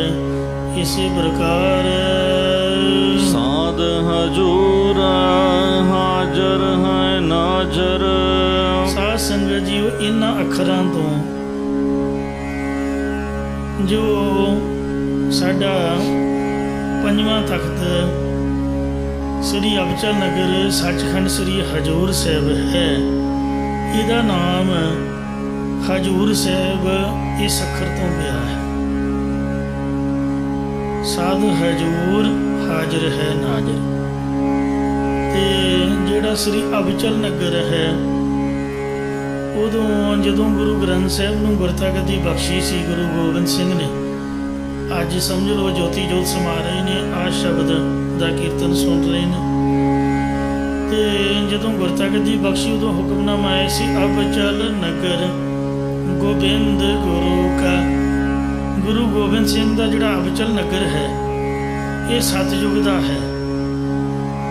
ਤੇ ਕਲਯੁਗ ਦੇ ਵਿੱਚ ਮਹਾਰਾਜ ਨੇ ਆਪਦੀਆਂ ਨਿਸ਼ਾਨੀਆਂ ਦਿਖਾ ਕੇ, ਜਿੰਨਾ ਕਬਜ਼ਾ ਝੂਠਾ ਹੀ ਕੀਤਾ ਹੋਇਆ ਸੀ, ਉਹਨਾਂ ਤੋਂ ਕਬਜ਼ਾ ਛਡਾ ਕੇ ਗੁਰਦੁਆਰੇ ਦਾ ਕਬਜ਼ਾ ਦਵਾਇਆ। ਇਉਂ ਮਹਾਰਾਜ ਨੇ ਆਪ ਦਾ ਜੋ ਅਸਥਾਨ ਸੀ ਪੁਰਾਣੇ ਯੁੱਗ ਦਾ, ਉਹ ਪ੍ਰਗਟ ਕੀਤਾ। ਅਬਚਲ ਨਗਰ ਉਸ ਹੁਕਮਨਾਮੇ ਤੋਂ ਪਿਆ ਹੈ। ਇਹ ਗੁਰੂ ਗੋਬਿੰਦ ਸਿੰਘ ਦਾ ਅਬਚਲ ਨਗਰ ਹੈ। ਨਾਮ ਜਪਤ ਸੁਖ ਪਾਇਆ ਰਾਮ। ਤੇ ਆ ਜਿਹੜਾ ਅੱਖਰ ਹੈ, ਸਾਧ ਹਜੂਰ ਹਾਜ਼ਰ ਹੈ ਨਾਜ਼ਰ, ਸੱਚਖੰਡ ਹਜੂਰ ਸਾਹਿਬ, ਜਿਹਦੇ 'ਚ ਮਹਾਰਾਜ ਹਜੂਰ ਸਾਹਮਣੇ ਹੈ। ਤੋ ਇਸ ਅੱਖਰ ਤੋਂ ਹਜੂਰ ਸਾਹਿਬ ਕਹਿੰਦੇ ਹਨ। ਜਿੱਥੇ ਪਰਮੇਸ਼ਰ ਸਦਾ ਹਾਜ਼ਰ ਅੰਗ ਸੰਗ ਨੇੜੇ ਹੈ, ਇਹ ਸਭ ਤੇ ਦ੍ਰਿਸ਼ਟਾ ਰੂਪ ਹੋ ਕੇ ਆਪਣੀ ਨਜ਼ਰ ਰੱਖਣ ਵਾਲਾ ਹੈ। ਕਤਹਿ ਨਾ ਭਇਓ ਦੁਰਾਈ। ਉਹ ਕਦੇ ਵੀ ਦੂਰ ਨਾਹੀ ਮੇਰੋ ਪ੍ਰਭ ਪਿਆਰਾ। ਨੀਰੈ ਨਾਹੀ ਦੂਰ, ਨਿਜਾਤ ਮੇਂ ਰਹਿਆ ਭਰਪੂਰ। ਉਹ ਦੂਰ ਨਹੀਂ ਹੋਇਆ, ਜਾਂ ਕਦੇ ਵੀ ਦੁਰਾਈ ਸ਼ਬਦਾ ਨਹੀਂ ਹੈ। ਭਾਵ ਸਦਾ ਗੁਰਮੁਖਾਂ ਦੇ ਹਿਰਦੇ 'ਚ ਪ੍ਰਗਟ ਪ੍ਰਤੱਖ ਰਹਿੰਦਾ ਹੈ। ਸੋਖਾ ਸੀਤਲ ਸ਼ਰਦਾ ਸਭ ਪੂਰੀ।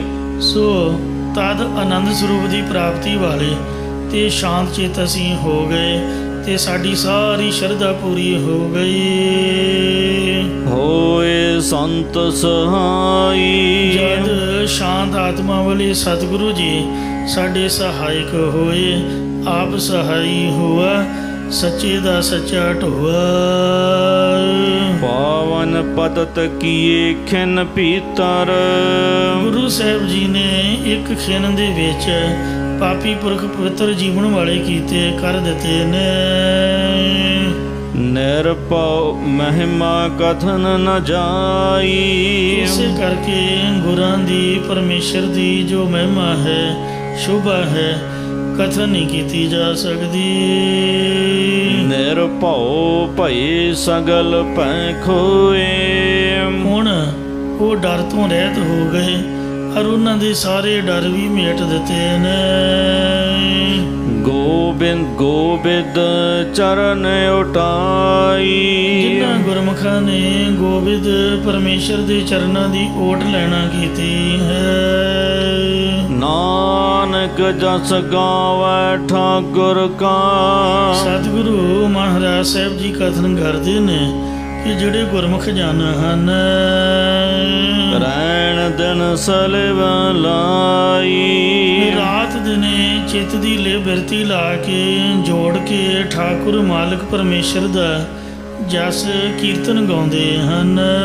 ਪੰਜਵੇਂ ਪਾਤਸ਼ਾਹ ਜੀ ਵੀ ਜਦ ਜੋਤੀ ਜੋਤ ਸਮਾਉਣ ਲੱਗੇ ਸਨ ਤਾਂ ਉਹਨਾਂ ਵੀ ਸਾਧ ਸੰਗਤ ਜੀਓ ਇਹ ਪਾਵਨ ਸ਼ਬਦ ਦਾ ਕੀਰਤਨ ਕੀਤਾ, ਕਰਵਾਇਆ, ਸੁਣਿਆ। ਭਾਈ ਬਾਬਕ ਰਬਾਬੀ ਉੱਥੋਂ ਲਾਹੌਰ ਤੋਂ ਆ ਗਏ ਰਾਵੀ ਦੇ ਕੰਢੇ 'ਤੇ, ਆਖਿਆ ਗੁਰਮੁਖੋ ਕੀਰਤਨ ਸੁਣਾਓ। ਅਤੇ ਮਹਾਰਾਜ ਨੇ ਸਮਝ ਲਓ ਆਪ ਸ਼ਬਦ ਉਚਾਰਿਆ, ਉਹਨਾਂ ਨੂੰ ਸੁਣਾਇਆ, ਫਿਰ ਉਹਨਾਂ ਕੀਰਤਨ ਗਾਇਆ। ਅਤੇ ਇੱਕ ਜਪਜੀ ਸਾਹਿਬ ਦਾ ਪਾਠ ਸਾਹਿਬਾਂ ਨੇ ਆਪ ਖੁਦ ਕੀਤਾ ਅਤੇ 5 ਪਾਠ 5 ਸਿੱਖਾਂ ਕੋਲੋਂ ਸੁਣੇ। ਇਉਂ ਸਾਰੀ ਉਮਰ ਵੀ ਨਾਮ ਜਪਿਆ, ਬਾਣੀ ਉਚਾਰੀ, ਸ੍ਰੀ ਗੁਰੂ ਗ੍ਰੰਥ ਸਾਹਿਬ ਸੰਕਲਪ ਕੀਤੇ ਅਤੇ ਚੱਲਣ ਲੱਗੀਆਂ ਵੀ ਮਹਾਰਾਜ ਦਾ ਨਾਮ ਜਪਦਿਆਂ, ਬਾਣੀ ਦਾ ਕੀਰਤਨ ਸੁਣਦਿਆਂ ਹੀ ਸਰੀਰ ਸ਼ਾਂਤ ਕੀਤਾ। ਇਹ ਗੁਰੂ ਸਾਹਿਬ ਦੀ ਵਾਹਿਗੁਰੂ ਦੀ ਕਿਰਪਾ ਹੈ। ਮਾਰੂ ਮਹੱਲਾ ਪੰਜਵਾ। ਮਾਰੂ ਰਾਗ ਵਿੱਚ ਸਤਿਗੁਰੂ ਪੰਜਵੇਂ ਭਾਸ਼ਾ ਸ੍ਰੀ ਗੁਰੂ ਅਰਜਨ ਦੇਵ ਸਾਹਿਬ ਜੀ ਉਚਾਰ ਰਹੇ ਹਨ। ਜੋ ਸਮਰੱਥ ਸਰਬ ਗੁਣ ਨਾਇਕ। ਜੋ ਪਰਮੇਸ਼ਰ ਸਰਵ ਸ਼ਕਤੀਮਾਨ ਤੇ ਸਾਰੇ ਗੁਣਾਂ ਦਾ ਪ੍ਰੇਰਕ ਹੈ। ਤਿਸ ਕਉ ਕਬਹੁ ਨਾ ਗਾਵਸਰੇ। ਇਹ ਭਾਈ ਉਸ ਦੇ ਤਾਈਂ ਤੂੰ ਕਦੇ ਵੀ ਗਾਉਂਦਾ ਨਹੀਂ ਹੈ। ਹੋਰ ਗੰਦੇ ਮੰਦੇ ਗੀਤ ਗਾਣਿਆਂ ਵਿੱਚ ਰੁੱਝਿਆ ਹੋਇਆ ਹੈ, ਟੱਪੇ ਗਾਈ ਜਾਂਦਾ ਹੈ, ਪੰਜਾਬੀ ਬੋਲੀਆਂ। ਤੂੰ ਮਹਾਰਾਜ ਦਾ ਕੀਰਤਨ ਕਦੀ ਗਾਉਂਦਾ ਹੀ ਨਹੀਂ ਹੈ, ਵਾਹਿਗੁਰੂ ਦੇ ਗੁਣਾਂ ਨੂੰ ਕਦੀ ਗਾਇਆ ਹੀ ਨਹੀਂ ਹੈ। ਇਹ ਮਨ ਵਿੱਚ ਸ਼ੌਂਕ ਹੀ ਨਹੀਂ ਹੈ। ਖੁਦ ਅਸੀਂ ਬਾਣੀ ਪੜ੍ਹਨ ਵਾਲੇ ਵੀ ਜਦ ਗੁਣ ਗਣਾਉਂਦੇ ਆ ਤਾਂ ਬਾਣੀ ਦੀ ਪੰਗਤੀ ਨਹੀਂ ਗੁਣ ਗਣਾਉਂਦੇ, ਹੋਰ ਹੀ ਪਤਾ ਨਹੀਂ ਕੀ ਗਾਈ ਜਾਂਦੇ ਆ ਜੋ ਸਾਡੇ ਮਨ 'ਚ ਚੱਲਦਾ ਰਹਿੰਦਾ। ਜਿੰਨਾ ਮਰਜ਼ੀ ਪਾਠ ਕਰਦੇ ਰਹੋ, ਸੁੱਤੇ ਪਿਆ ਸੁਪਨਾ ਉਲਟਾ ਸਿੱਧਾ ਹੀ ਆਊਗਾ, ਕਿਉਂਕਿ ਮਨ ਦੇ ਵਿੱਚ ਜਿਹੜਾ ਅਚੇਤ ਮਨ ਹੈ ਉਹਦੇ 'ਤੇ ਅਸਰ ਨਹੀਂ ਹੋ ਰਿਹਾ। ਛੋੜ ਜਾਏ ਖਿਨ ਭੀਤਰ ਤਾਂ ਕਉ। ਤੇਰੇ ਤਾਈਂ ਜਿਸ ਪਦਾਰਥਾਂ ਨੇ ਇੱਕ ਖਿਨ ਦੇ ਵਿੱਚ ਛੱਡ ਕੇ ਤੁਰ ਜਾਣਾ ਹੈ ਜਾਂ ਤੂੰ ਛੱਡ ਕੇ ਚਲੇ ਜਾਣਾ ਹੈ। ਵਾਕਉ ਫਿਰ ਧਾਵਸਰੇ। ਤੂੰ ਦੌੜ ਦੌੜ ਕੇ ਬਾਂਦਰ ਦੀ ਤਰ੍ਹਾਂ ਭੱਜ ਭੱਜ ਕੇ ਜਿਸ ਤਰ੍ਹਾਂ ਫੁੱਲੀਆਂ ਦੀ ਮੁੱਠ ਪੁੱਜੀ 'ਚ ਪਾ ਲੈਂਦਾ, ਉਹਦੇ 'ਚ ਹੀ ਫਸਦਾ। ਇਉਂ ਪਦਾਰਥਾਂ ਦੇ ਵਾਸਤੇ ਮੁੜ ਮੁੜ ਕੇ ਦੌੜਿਆ ਫਿਰਦਾ, ਉਲਟੇ ਪਾਸੇ ਨੂੰ ਹੀ ਭੱਜਿਆ ਫਿਰਦਾ ਹੈ। ਉਲਟੀ ਰੇ ਮਨ ਉਲਟੀ ਰੇ, ਸਾਖਤ ਸੰਗ ਨਾ ਉਲਟੀ ਰੇ। ਝੂਠੇ ਕੀ ਰੇ ਝੂਠ ਪ੍ਰੀਤ, ਛੁਟਕੀ ਰੇ ਮਨ ਛੁਟਕੀ ਰੇ, ਸਾਖਤ ਸੰਗ ਨਾ ਛੁਟਕੀ ਰੇ। ਆਪਣੇ ਪ੍ਰਭ ਕਉ ਕਿਉਂ ਨਾ ਸਮਾਰ ਸਰੇ। ਇਹ ਭਾਈ ਅਸੀਂ ਤਾਂ ਹੈਰਾਨ ਕਿ ਜਿਹੜਾ ਆਪਣਾ ਵਾਹਿਗੁਰੂ ਹੈ ਤੂੰ ਆਪਣੇ ਪਰਮੇਸ਼ਰ ਨੂੰ ਕਿਉਂ ਨਹੀਂ ਸੰਭਾਲਦਾ, ਕਿਉਂ ਚੇਤੇ ਨਹੀਂ ਕਰਦਾ ਹੈ। ਬੈਰੀ ਸੰਗ ਰੰਗ ਰਸ ਰਚਿਆ। ਵੈਰ ਕਰਨ ਵਾਲੇ ਕਾਮ ਕ੍ਰੋਧ ਲੋਭ ਮੋਹ ਹੰਕਾਰ ਆਦਿਕਾਂ ਦਾ ਸੰਗੀ ਹੋ ਰਿਹਾ ਹੈ, ਜਾਂ ਸ਼ਬਦ ਸਪਰਸ਼ ਰੂਪ ਰਸ ਗੰਧ ਆਦਿਕ ਵਿਸ਼ਿਆਂ ਦਾ ਸੰਗੀ ਹੋ ਰਿਹਾ, ਔਰ ਉਹਨਾਂ ਨਾਲ ਪ੍ਰੇਮ ਕਰਕੇ ਫਿਰ ਉਹਨਾਂ ਦੇ ਰਸ ਆਨੰਦ ਭੋਗਣ ਵਿੱਚ ਰਚਿਆ ਰਹਿੰਦਾ ਹੈ। ਜਾਂ ਵੈਰੀ ਕਾਮ ਆਦਿਕਾਂ ਦੀ ਸੰਗਤ ਕਰਕੇ ਰਸ ਵਿਸ਼ਿਆਂ ਨੂੰ ਭੋਗਣ ਦੇ ਆਨੰਦ ਵਿੱਚ ਰਚਿਆ ਰਹਿੰਦਾ ਹੈ। ਤਿਸ ਸਿਉ ਜੀਆ ਰਾਜਾਰ ਸਰੇ। ਤਿੰਨਾਂ ਵਿਸ਼ਿਆਂ ਦਾ ਸੰਗ ਕਰਕੇ ਤੂੰ ਆਪਣੀ ਜ਼ਿੰਦਗੀ ਨੂੰ ਤ੍ਰਿਸ਼ਨਾ ਰੂਪੀ ਅੱਗ ਦੇ ਵਿੱਚ ਹੀ ਜਾਰਸ ਜਾਲ ਰਿਹਾ, ਸਾੜ ਰਿਹਾ ਹੈ। ਇਹ ਮੁੱਖ ਪਾਠ ਤਾਂ ਜਾਰਸ ਹੀ ਹੈ, ਪਰ ਕਈ ਸਰੂਪਾਂ 'ਚ ਜਾਗਸ ਪਾਠ ਵੀ ਹੁੰਦਾ ਤਾਂ ਅਰਥ ਇੰਜ ਬਣੇਗਾ। ਤਿੰਨਾਂ ਵਿਸ਼ਿਆਂ ਦੇ ਨਾਲ ਲੱਗ ਕੇ ਤੂੰ ਆਪਣੇ ਹਿਰਦੇ ਵਿੱਚ ਵਿਕਾਰਾਂ ਨੂੰ ਭੋਗਣ ਦੀ ਅੱਗ ਜਗਾ ਰਿਹਾ ਹੈ, ਪਰ ਪਾਠ ਜਾਰਸ ਹੀ ਹੈ। ਰਹਾਉ ਵਿਸ਼ਰਾਮ ਦੇ ਕਰ ਫਰਮਾਨ ਕਰਦੇ ਨੇ। ਜਾ ਕੈ ਨਾਮ ਸੁਣਿਆ ਜਮ ਛੋਟਾ। ਜਿਸ ਪਰਮੇਸ਼ਰ ਦੇ ਨਾਮ ਨੂੰ ਸੁਣਦਿਆਂ ਸਾਰ ਹੀ ਯਮਦੂਤ ਵੀ ਛੱਡ ਜਾਂਦਾ ਹੈ। ਤਾਂ ਕਿ ਸਰਨ ਨ ਪਾਵਸਰੇ। ਇਹ ਭਾਈ ਤਿਸ ਪਰਮੇਸ਼ਰ ਦੀ ਓਟ ਵਿੱਚ ਤੂੰ ਕਿਉਂ ਨਹੀਂ ਆਪਣੇ ਆਪ ਨੂੰ ਪਾਉਂਦਾ ਹੈ। ਕਾਂਡ ਦੇ ਸਿਆਲ ਬਪਰੇ ਕਉ। ਜਿਹੜਾ ਆਲਸ ਤੈਨੂੰ ਪਿਆ ਹੋਇਆ ਹੈ, ਜਿੰਨਾ ਵੀ ਆਲਸ ਪਾਈ ਜਾਓ ਓਨਾ ਆਲਸ ਵੱਧਦਾ ਜਾਂਦਾ ਹੈ। ਤੋ ਇਸ ਲਈ ਇਹ ਸਰੀਰ ਤੋਂ ਜਿੰਨਾ ਵੀ ਕੰਮ ਲੈ ਸਕਦੇ ਹੋ ਲਓ। ਤੂੰ ਵਿਚਾਰੇ ਆਲਸ ਰੂਪੀ ਗਿੱਦੜ ਦੇ ਤਾਈਂ ਮਾਰ ਕੇ ਸੋਟੇ ਮਨ ਵਿੱਚੋਂ ਬਾਹਰ ਕੱਢ ਦੇਣਾ ਕਰ। ਇੱਕ ਹੁੰਦਾ ਸਰੀਰ ਦੇ ਆਰਾਮ ਲਈ ਨੀਂਦਰ ਲੈਣੀ। ਨੀਂਦ ਤਾਂ ਬੜੀ ਚੰਗੀ ਹੁੰਦੀ ਹੈ, ਨੀਂਦ ਸੁਹੇਲੀ ਨਾਮ ਕੀ ਲਾਗੀ ਭੂਖ। ਆ ਜਿਹੜੇ ਡਰਾਈਵਰ ਨੇ ਜਾਂ ਪਾਠੀ ਸਿੰਘ ਨੇ 5-7 ਮਿੰਟ ਦੀ ਅੱਖ ਬੰਦ ਕਰ ਲੈਣ, ਉਹਨੇ 'ਚ ਹੀ ਉਹਨਾਂ ਦੀ ਨੀਂਦ ਪੂਰੀ ਹੋ ਜਾਂਦੀ। ਅਤੇ ਮੁੜ ਕੇ ਪਾਠ ਬੜਾ ਸੋਹਣਾ ਹੁੰਦਾ, ਡਰਾਈਵਰੀ ਫਿਰ ਕਿਤੇ ਅੱਖ ਨਹੀਂ ਚਮਕੀ ਜਾਂਦੀ। ਤੋ ਐਕਸੀਡੈਂਟ ਨਾਲੋਂ ਜਾਂ ਝੋਕਾ ਮਾਰਨ ਨਾਲੋਂ ਸੌਣਾ ਮੈਂ ਕਹਿੰਦਾ ਵੀ ਬੜਾ ਹੀ ਚੰਗਾ ਹੁੰਦਾ, ਜਿੱਥੋਂ ਤੱਕ ਮੈਂ ਸਮਝਿਆ। ਪਰ ਜਿਹੜਾ ਆਲਸ ਹੈ, ਮਹਾਰਾਜ ਨੇ ਆਲਸ ਨੂੰ ਗਿੱਦੜ ਆਖਿਆ। ਆਲਸ ਮਾੜਾ ਹੈ, ਕਬੂਤਰ ਦੀ ਤਰ੍ਹਾਂ ਅੱਖਾਂ ਮੀਟਦੇ ਰਹਿਣਾ, ਇਹਨੂੰ ਮਾਰ ਕੇ ਕੱਢ ਦੇਵੋ। ਤਾਂ ਕਿ ਓਟ ਟਿਕਾਵਸਰੇ। ਉਸ ਆਲਸ ਦੀ ਓਟ ਵਿੱਚ ਤੂੰ ਆਪਣੇ ਆਪ ਨੂੰ ਕਿਉਂ ਟਿਕਾਉਂਦਾ ਪਿਆ ਹੈ। ਜਾਂ ਉਸ ਹਰੀ ਰੂਪ ਸ਼ੇਰ ਜਾਂ ਉਦਮ ਰੂਪੀ ਸ਼ੇਰ ਦੀ ਓਟ ਆਪਣੇ ਹਿਰਦੇ ਵਿੱਚ ਤੂੰ ਟਿਕਾ ਲੈਣਾ ਕਰ। ਸ਼ੇਰ ਬਣ, ਗਿੱਦੜ ਨੂੰ ਆਲਸ ਨੂੰ ਮਾਰ ਕੇ ਬਾਹਰ ਕੱਢ ਦੇ। ਇਹ ਮਨ ਆਲਸ ਕਿਆ ਕਰ। ਤੇ ਤੂੰ ਕਾਹਦੇ ਲਈ ਆਲਸ ਕਰ ਰਿਹਾ ਹੈ। ਉੱਠ ਜਾਗ ਕੁਰਾੜੇ ਮਾਰ ਨਹੀਂ, ਜਾਗਣਾ ਜਾਗਨਿਕਾ ਹਰ ਕੀਰਤਨ ਮੈਂ ਜਾਗਣਾ। ਤੋ ਇਸ ਵਾਸਤੇ ਮਹਾਰਾਜ ਦੇ ਨਾਮ ਦੇ ਕੀਰਤਨ ਵਿੱਚ ਜਾਗ ਪਓ। ਚੇਤਨਾ ਹੈ ਤੋ ਚੇਤ ਲੈ, ਨਿਸ ਦਿਨ ਮੈਂ ਪ੍ਰਾਨੀ। ਛਿਨ ਛਿਨ ਔਧ ਬੇ ਹਾਥ ਹੈ, ਫੂਟੇ ਘਟ ਜਿਉ ਬਾਨੀ। ਕਬੀਰ ਸੁਤਾ ਕਿਆ ਕਰ, ਉੱਠ ਕੇ ਨਾ ਜਪੈ ਮੁਰਾਰ। ਇੱਕ ਦਿਨ ਸੋਹਨ ਹੋਏਗੋ, ਲਾਂਬੇ ਗੋੜ ਪਸਾਰ। ਜਿਸ ਕਾ ਜਾਸ ਸੁਣਤ ਭਵ ਤਰੀਐ। ਇਹ ਭਾਈ ਜਿਸ ਪਰਮੇਸ਼ਰ ਦਾ ਜਸ ਸੁਣ ਕੇ ਸੰਸਾਰ ਸਮੁੰਦਰ ਤੋਂ ਤਰ ਜਾਈਦਾ ਹੈ। ਤਾਂ ਸਿਉ ਰੰਗ ਨ ਲਾਵਸਰੇ। ਤੂੰ ਉਸ ਪਰਮੇਸ਼ਰ ਅਕਾਲ ਪੁਰਖ ਦੇ ਨਾਲ ਪ੍ਰੇਮ ਕਿਉਂ ਨਹੀਂ ਲਾਉਂਦਾ ਹੈ। ਹੋਰਨਾਂ ਪਾਸੇ ਤੇਰਾ ਝੁਕਾਵ ਬਣਿਆ ਹੋਇਆ ਹੈ। ਥੋੜੀ ਬਾਤ ਅਲਪ ਸੁਪਨੇ ਕੀ। ਆ ਜਿਹੜੀ ਤੇਰੀ ਜ਼ਿੰਦਗੀ ਹੈ, ਇਹਦੀ ਗੱਲ ਥੋੜ੍ਹੀ ਜਿਹੀ ਹੈ, ਬਹੁਤੀ ਜ਼ਿਆਦਾ ਲੰਬੀ ਨਹੀਂ ਹੈ। ਜਿਹੜੇ ਵੱਡੇ ਵੱਡੇ ਪਸਾਰੇ ਹੋਏ ਹਨ, ਇਹਨਾਂ ਦਾ ਕੋਈ ਲਾਭ ਨਹੀਂ ਹੈ। ਜ਼ਿੰਦਗੀ ਥੋੜ੍ਹੇ ਕੁ ਦਿਨਾਂ ਦੀ ਹੈ, ਬਹੁਤੀ ਲੰਬੀ ਚੌੜੀ ਨਹੀਂ ਹੈ।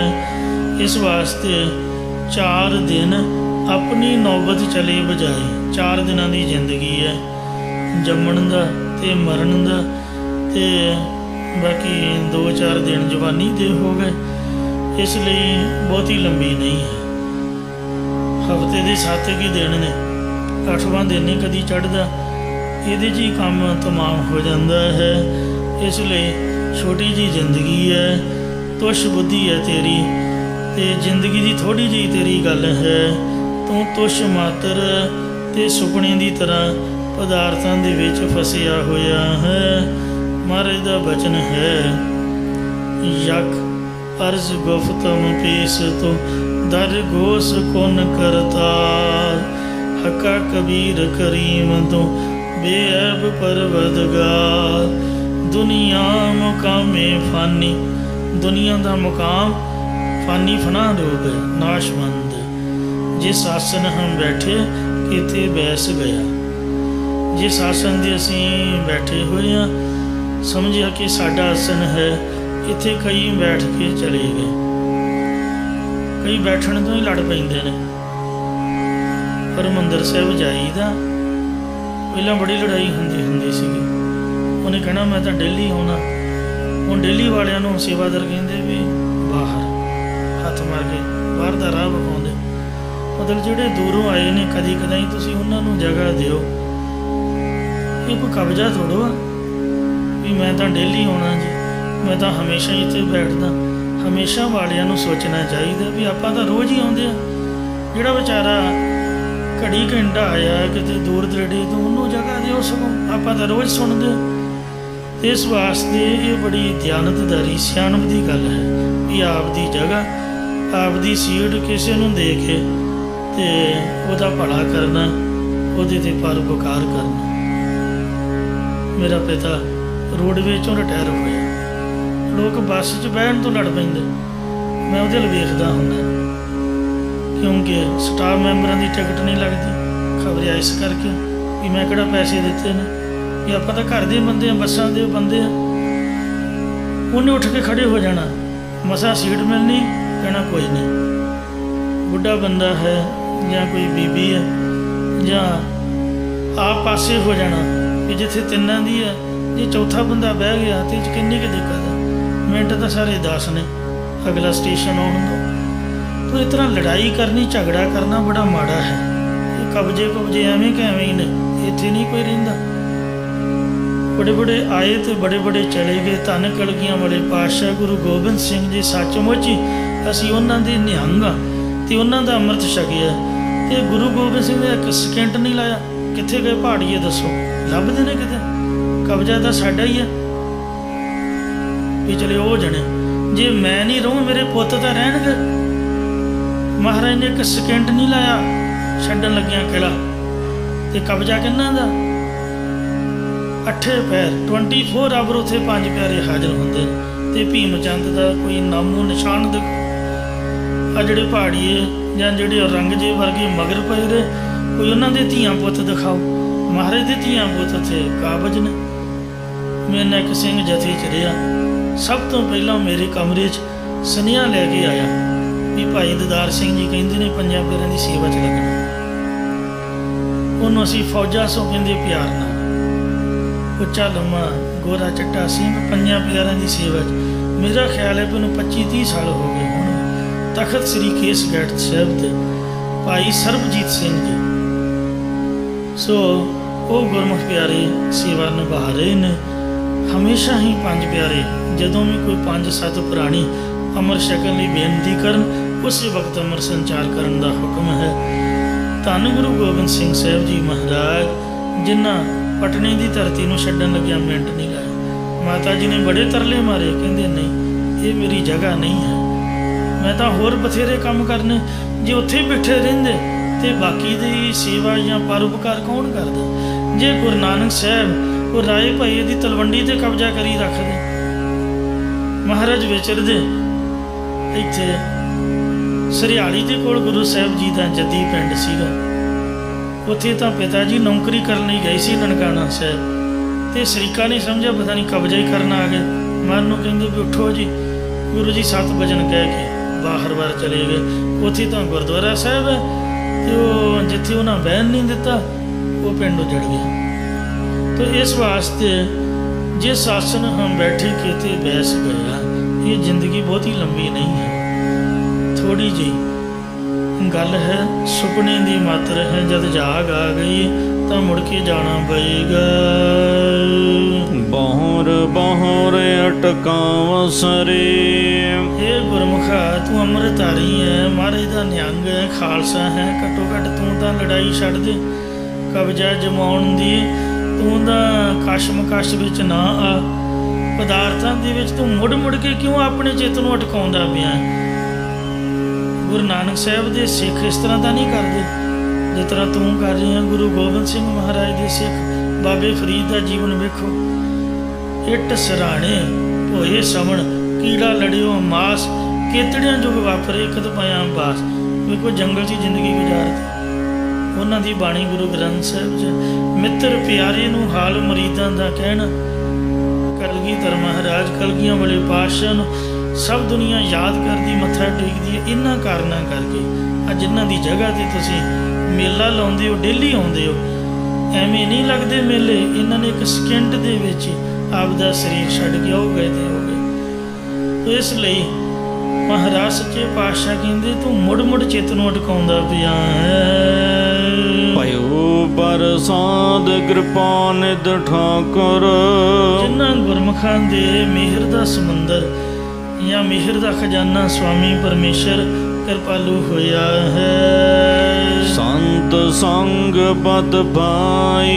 ਉਹਨਾਂ ਨੇ ਸੰਤਾਂ ਦੀ ਸੰਗਤ ਕਰਕੇ ਪਰਮੇਸ਼ਰ ਦੀ ਪ੍ਰਾਪਤੀ ਰੂਪ ਇੱਜ਼ਤ ਪਾ ਲਈ ਹੈ ਜਾਂ ਪਤੀ ਪਰਮੇਸ਼ਰ ਦੀ ਪ੍ਰਾਪਤੀ ਕਰ ਲਈ, ਭਾਵ ਨਿਰਵਿਕਾਰ ਰੂਪ ਜੀਵਨ ਰੋਗ ਪਦਵੀ ਪਾਉਣਾ ਕੀਤੀ ਹੈ। ਕਹੋ ਨਾਨਕ ਤ੍ਰੈ ਗੁਣ ਪ੍ਰਮ ਛੂਟਾ। ਸਤਿਗੁਰੂ ਜੀ ਕਥਨ ਕਰਦੇ ਨੇ ਕਿ ਤਦੋਂ ਉਹਨਾਂ ਦੇ ਅੰਦਰੋਂ ਤਿੰਨਾਂ ਗੁਣਾਂ ਦੀ ਉਪਾਸਨਾ ਕਰਨ ਦਾ ਜਿਹੜਾ ਭਰਮ ਸੀ ਉਹ ਛੁੱਟ ਗਿਆ, ਜਾਂ ਤਿੰਨ ਗੁਣ ਤੇ ਸਾਰਾ ਭਰਮ ਛੁੱਟ ਗਿਆ ਜਾਂ ਮਿਟ ਗਿਆ ਹੈ। ਜਉ ਪ੍ਰਭ ਭਏ ਸਹਾਈ। ਜਦ ਪ੍ਰਭ ਪਰਮੇਸ਼ਰ ਜੀ ਉਹਨਾਂ ਦੇ ਸਹਾਇਕ ਹੋ ਗਏ। ਸੰਤ ਮਹਾਂਪੁਰਖ ਬਾਬਾ ਲਖਬੀਰ ਸਿੰਘ ਜੀ ਰਤਵਾੜਾ ਸਾਹਿਬ ਵਾਲੇ ਉਦੋਂ ਅਜੇ ਮੁਖੀ ਨਹੀਂ ਸਨ ਬਣੇ ਜਦੋਂ ਦੇ ਅਸੀਂ ਉਹਨਾਂ ਨੂੰ ਮਿਲਦੇ ਦਰਸ਼ਨ ਕਰਦੇ। ਯੂਪੀ ਆਦਿਕ ਇਲਾਕੇ ਵਿੱਚ ਕਾਫੀ ਪ੍ਰਚਾਰ ਕੀਤਾ ਤੇ ਮੈਂ ਜਦ ਵੀ ਨਾਭਾ ਸਾਹਿਬ ਆਉਣਾ, ਰਤਵਾੜਾ ਸਾਹਿਬ ਜਾ ਕੇ ਉਹਨਾਂ ਨੂੰ ਮੱਥਾ ਟੇਕ ਕੇ ਆਉਣਾ। ਜਦ ਵੱਡੇ ਬਾਬਾ ਜੀ ਜੋਤੀ ਜੋਤ ਸਮਾਏ ਤਾਂ ਹਰੇਕ ਜਗ੍ਹਾ ਤੇ ਥੋੜ੍ਹੀ ਬਹੁਤੀ ਹਿਲਜੁਲ ਹੁੰਦੀ ਹੈ। ਬਾਬਾ ਲਖਬੀਰ ਸਿੰਘ ਨੇ ਛੋਟਾ ਜਿਹਾ ਟੈਚੀ ਚੁੱਕਿਆ ਆਪਣਾ, ਬਾਕੀ ਸਭ ਕੁਝ ਛੱਡਤਾ। ਪਹਿਰੇਦਾਰ ਨੂੰ ਗੇਟ ਤੋਂ ਬਾਹਰ ਨਿਕਲ ਲੱਗਿਆ ਟੈਚੀ ਖੋਲ੍ਹ ਕੇ ਦਿਖਾਇਆ, ਇਹ ਵੇਖ ਗੁਰਮੁਖਾ, ਇਹ 'ਚ ਮੇਰੇ ਪੁੱਤ ਬੁਰਸ਼ ਹੈ, ਕਸ਼ਹਿਰਾ ਪਰਨਾ ਤੇ ਪੇਸਟ ਵਗੈਰਾ ਜ਼ਰੂਰੀ ਸਮਾਨ ਹੈ, ਤੇ ਜੇ ਕੋਈ ਗੁਰਦੁਆਰੇ ਦੀ ਚੀਜ਼ ਹੈ ਤਾਂ ਤੂੰ ਚੈੱਕ ਕਰ ਲੈ। ਨਿੱਕੇ ਜਿਹੇ ਟੈਚੀ ਲੈ ਕੇ ਤੇ ਉਹ ਪਰਾਂ ਕਰਾਲੀ ਕਰੋਲੀ ਇੱਧਰ ਬਲੌਂਗੀ ਪਤਾ ਨਹੀਂ ਕਿੱਥੇ ਜਾ ਕੇ ਰੜੇ ਮੈਦਾਨੀ ਡੇਰਾ ਲਾ ਲਿਆ। ਫਿਰ ਮਹਾਰਾਜ ਨੇ ਕਿਰਪਾ ਕੀਤੀ, ਮੋੜ ਸਿਖਾਵਾ ਹੋਇਆ, ਦੁਬਾਰਾ ਤੋਂ ਫਿਰ ਸੰਗਤਾਂ ਦੀ ਪ੍ਰੇਰਨਾ ਹੋਈ ਤੇ ਹੁਣ ਉਹ ਰਤਵਾੜਾ ਸਾਹਿਬ ਦੇ ਮੁੱਖ ਸੇਵਾਦਾਰ ਨੇ। ਸਭਨਾਂ ਦਾ ਸਤਿਕਾਰ ਹੈ ਜਿਨ੍ਹਾਂ ਸੇਵਾ ਕੀਤੀ, ਪਰ ਉਹਨਾਂ ਗੁਰਮੁਖਾਂ ਨੂੰ ਨਮਸਕਾਰ ਹੈ ਜਿਹੜੇ ਗੁਰੂ ਸਾਹਿਬ ਦੇ ਉਪਦੇਸ਼ ਦੀ ਚੱਲਦਿਆਂ ਮਨ ਸ਼ਾਂਤ ਰੱਖਦੇ, ਚੜ੍ਹਦੀ ਕਲਾ ਵਾਲਾ ਜੀਵਨ ਰੱਖਦੇ ਨੇ। ਸੋ ਜੋ ਦੂਜਿਆਂ ਨੂੰ ਉਪਦੇਸ਼ ਦੇਣਾ, ਜੇ ਉਹ ਤੇ ਆਪ ਨਹੀਂ ਚੱਲਿਆ ਫਿਰ ਦੱਸੋ ਲਾਭ ਕੀ ਹੈ। ਤੋ ਗੁਰੂ ਘਰ ਦੀ ਮਰਜ਼ਾਦਾ ਇਹ ਮਹਾਰਾਜ ਨੇ ਬਾਣੀ ਵਿੱਚ ਦਰਸਾਈ ਹੈ। ਸਾਹਿਬ ਦੇ ਚਰਨਾਂ 'ਚ ਅਰਦਾਸ ਕਰੀਏ ਇਹ ਉਪਦੇਸ਼ ਹਿਰਦਿਆਂ 'ਚ ਵਸ ਜਾਏ ਤਾਂ ਕਿ ਸਾਡਾ ਵੀ ਬੜਾ ਹੋਵੇ ਜੀ। ਭੁੱਲਾਂ ਚੁੱਕਾ ਖਿਮਾ ਕਰੋ, ਅੱਗੇ ਤੋਂ ਸਮਤ ਬਖਸ਼ੋ। ਪਇਓ ਬਰਸਾਤ ਕਿਰਪਾ ਨਿਧ ਠਾਕੁਰ। ਸੰਤ ਸੰਗ ਪਤ ਪਾਈ। ਕਹੋ ਨਾਨਕ ਤ੍ਰੈ ਗੁਣ ਬ੍ਰਹਮ ਛੂਟਾ। ਜਉ ਪ੍ਰਭ ਭਏ ਸਹਾਈ। ਵਾਹਿਗੁਰੂ ਜੀ ਕਾ ਖਾਲਸਾ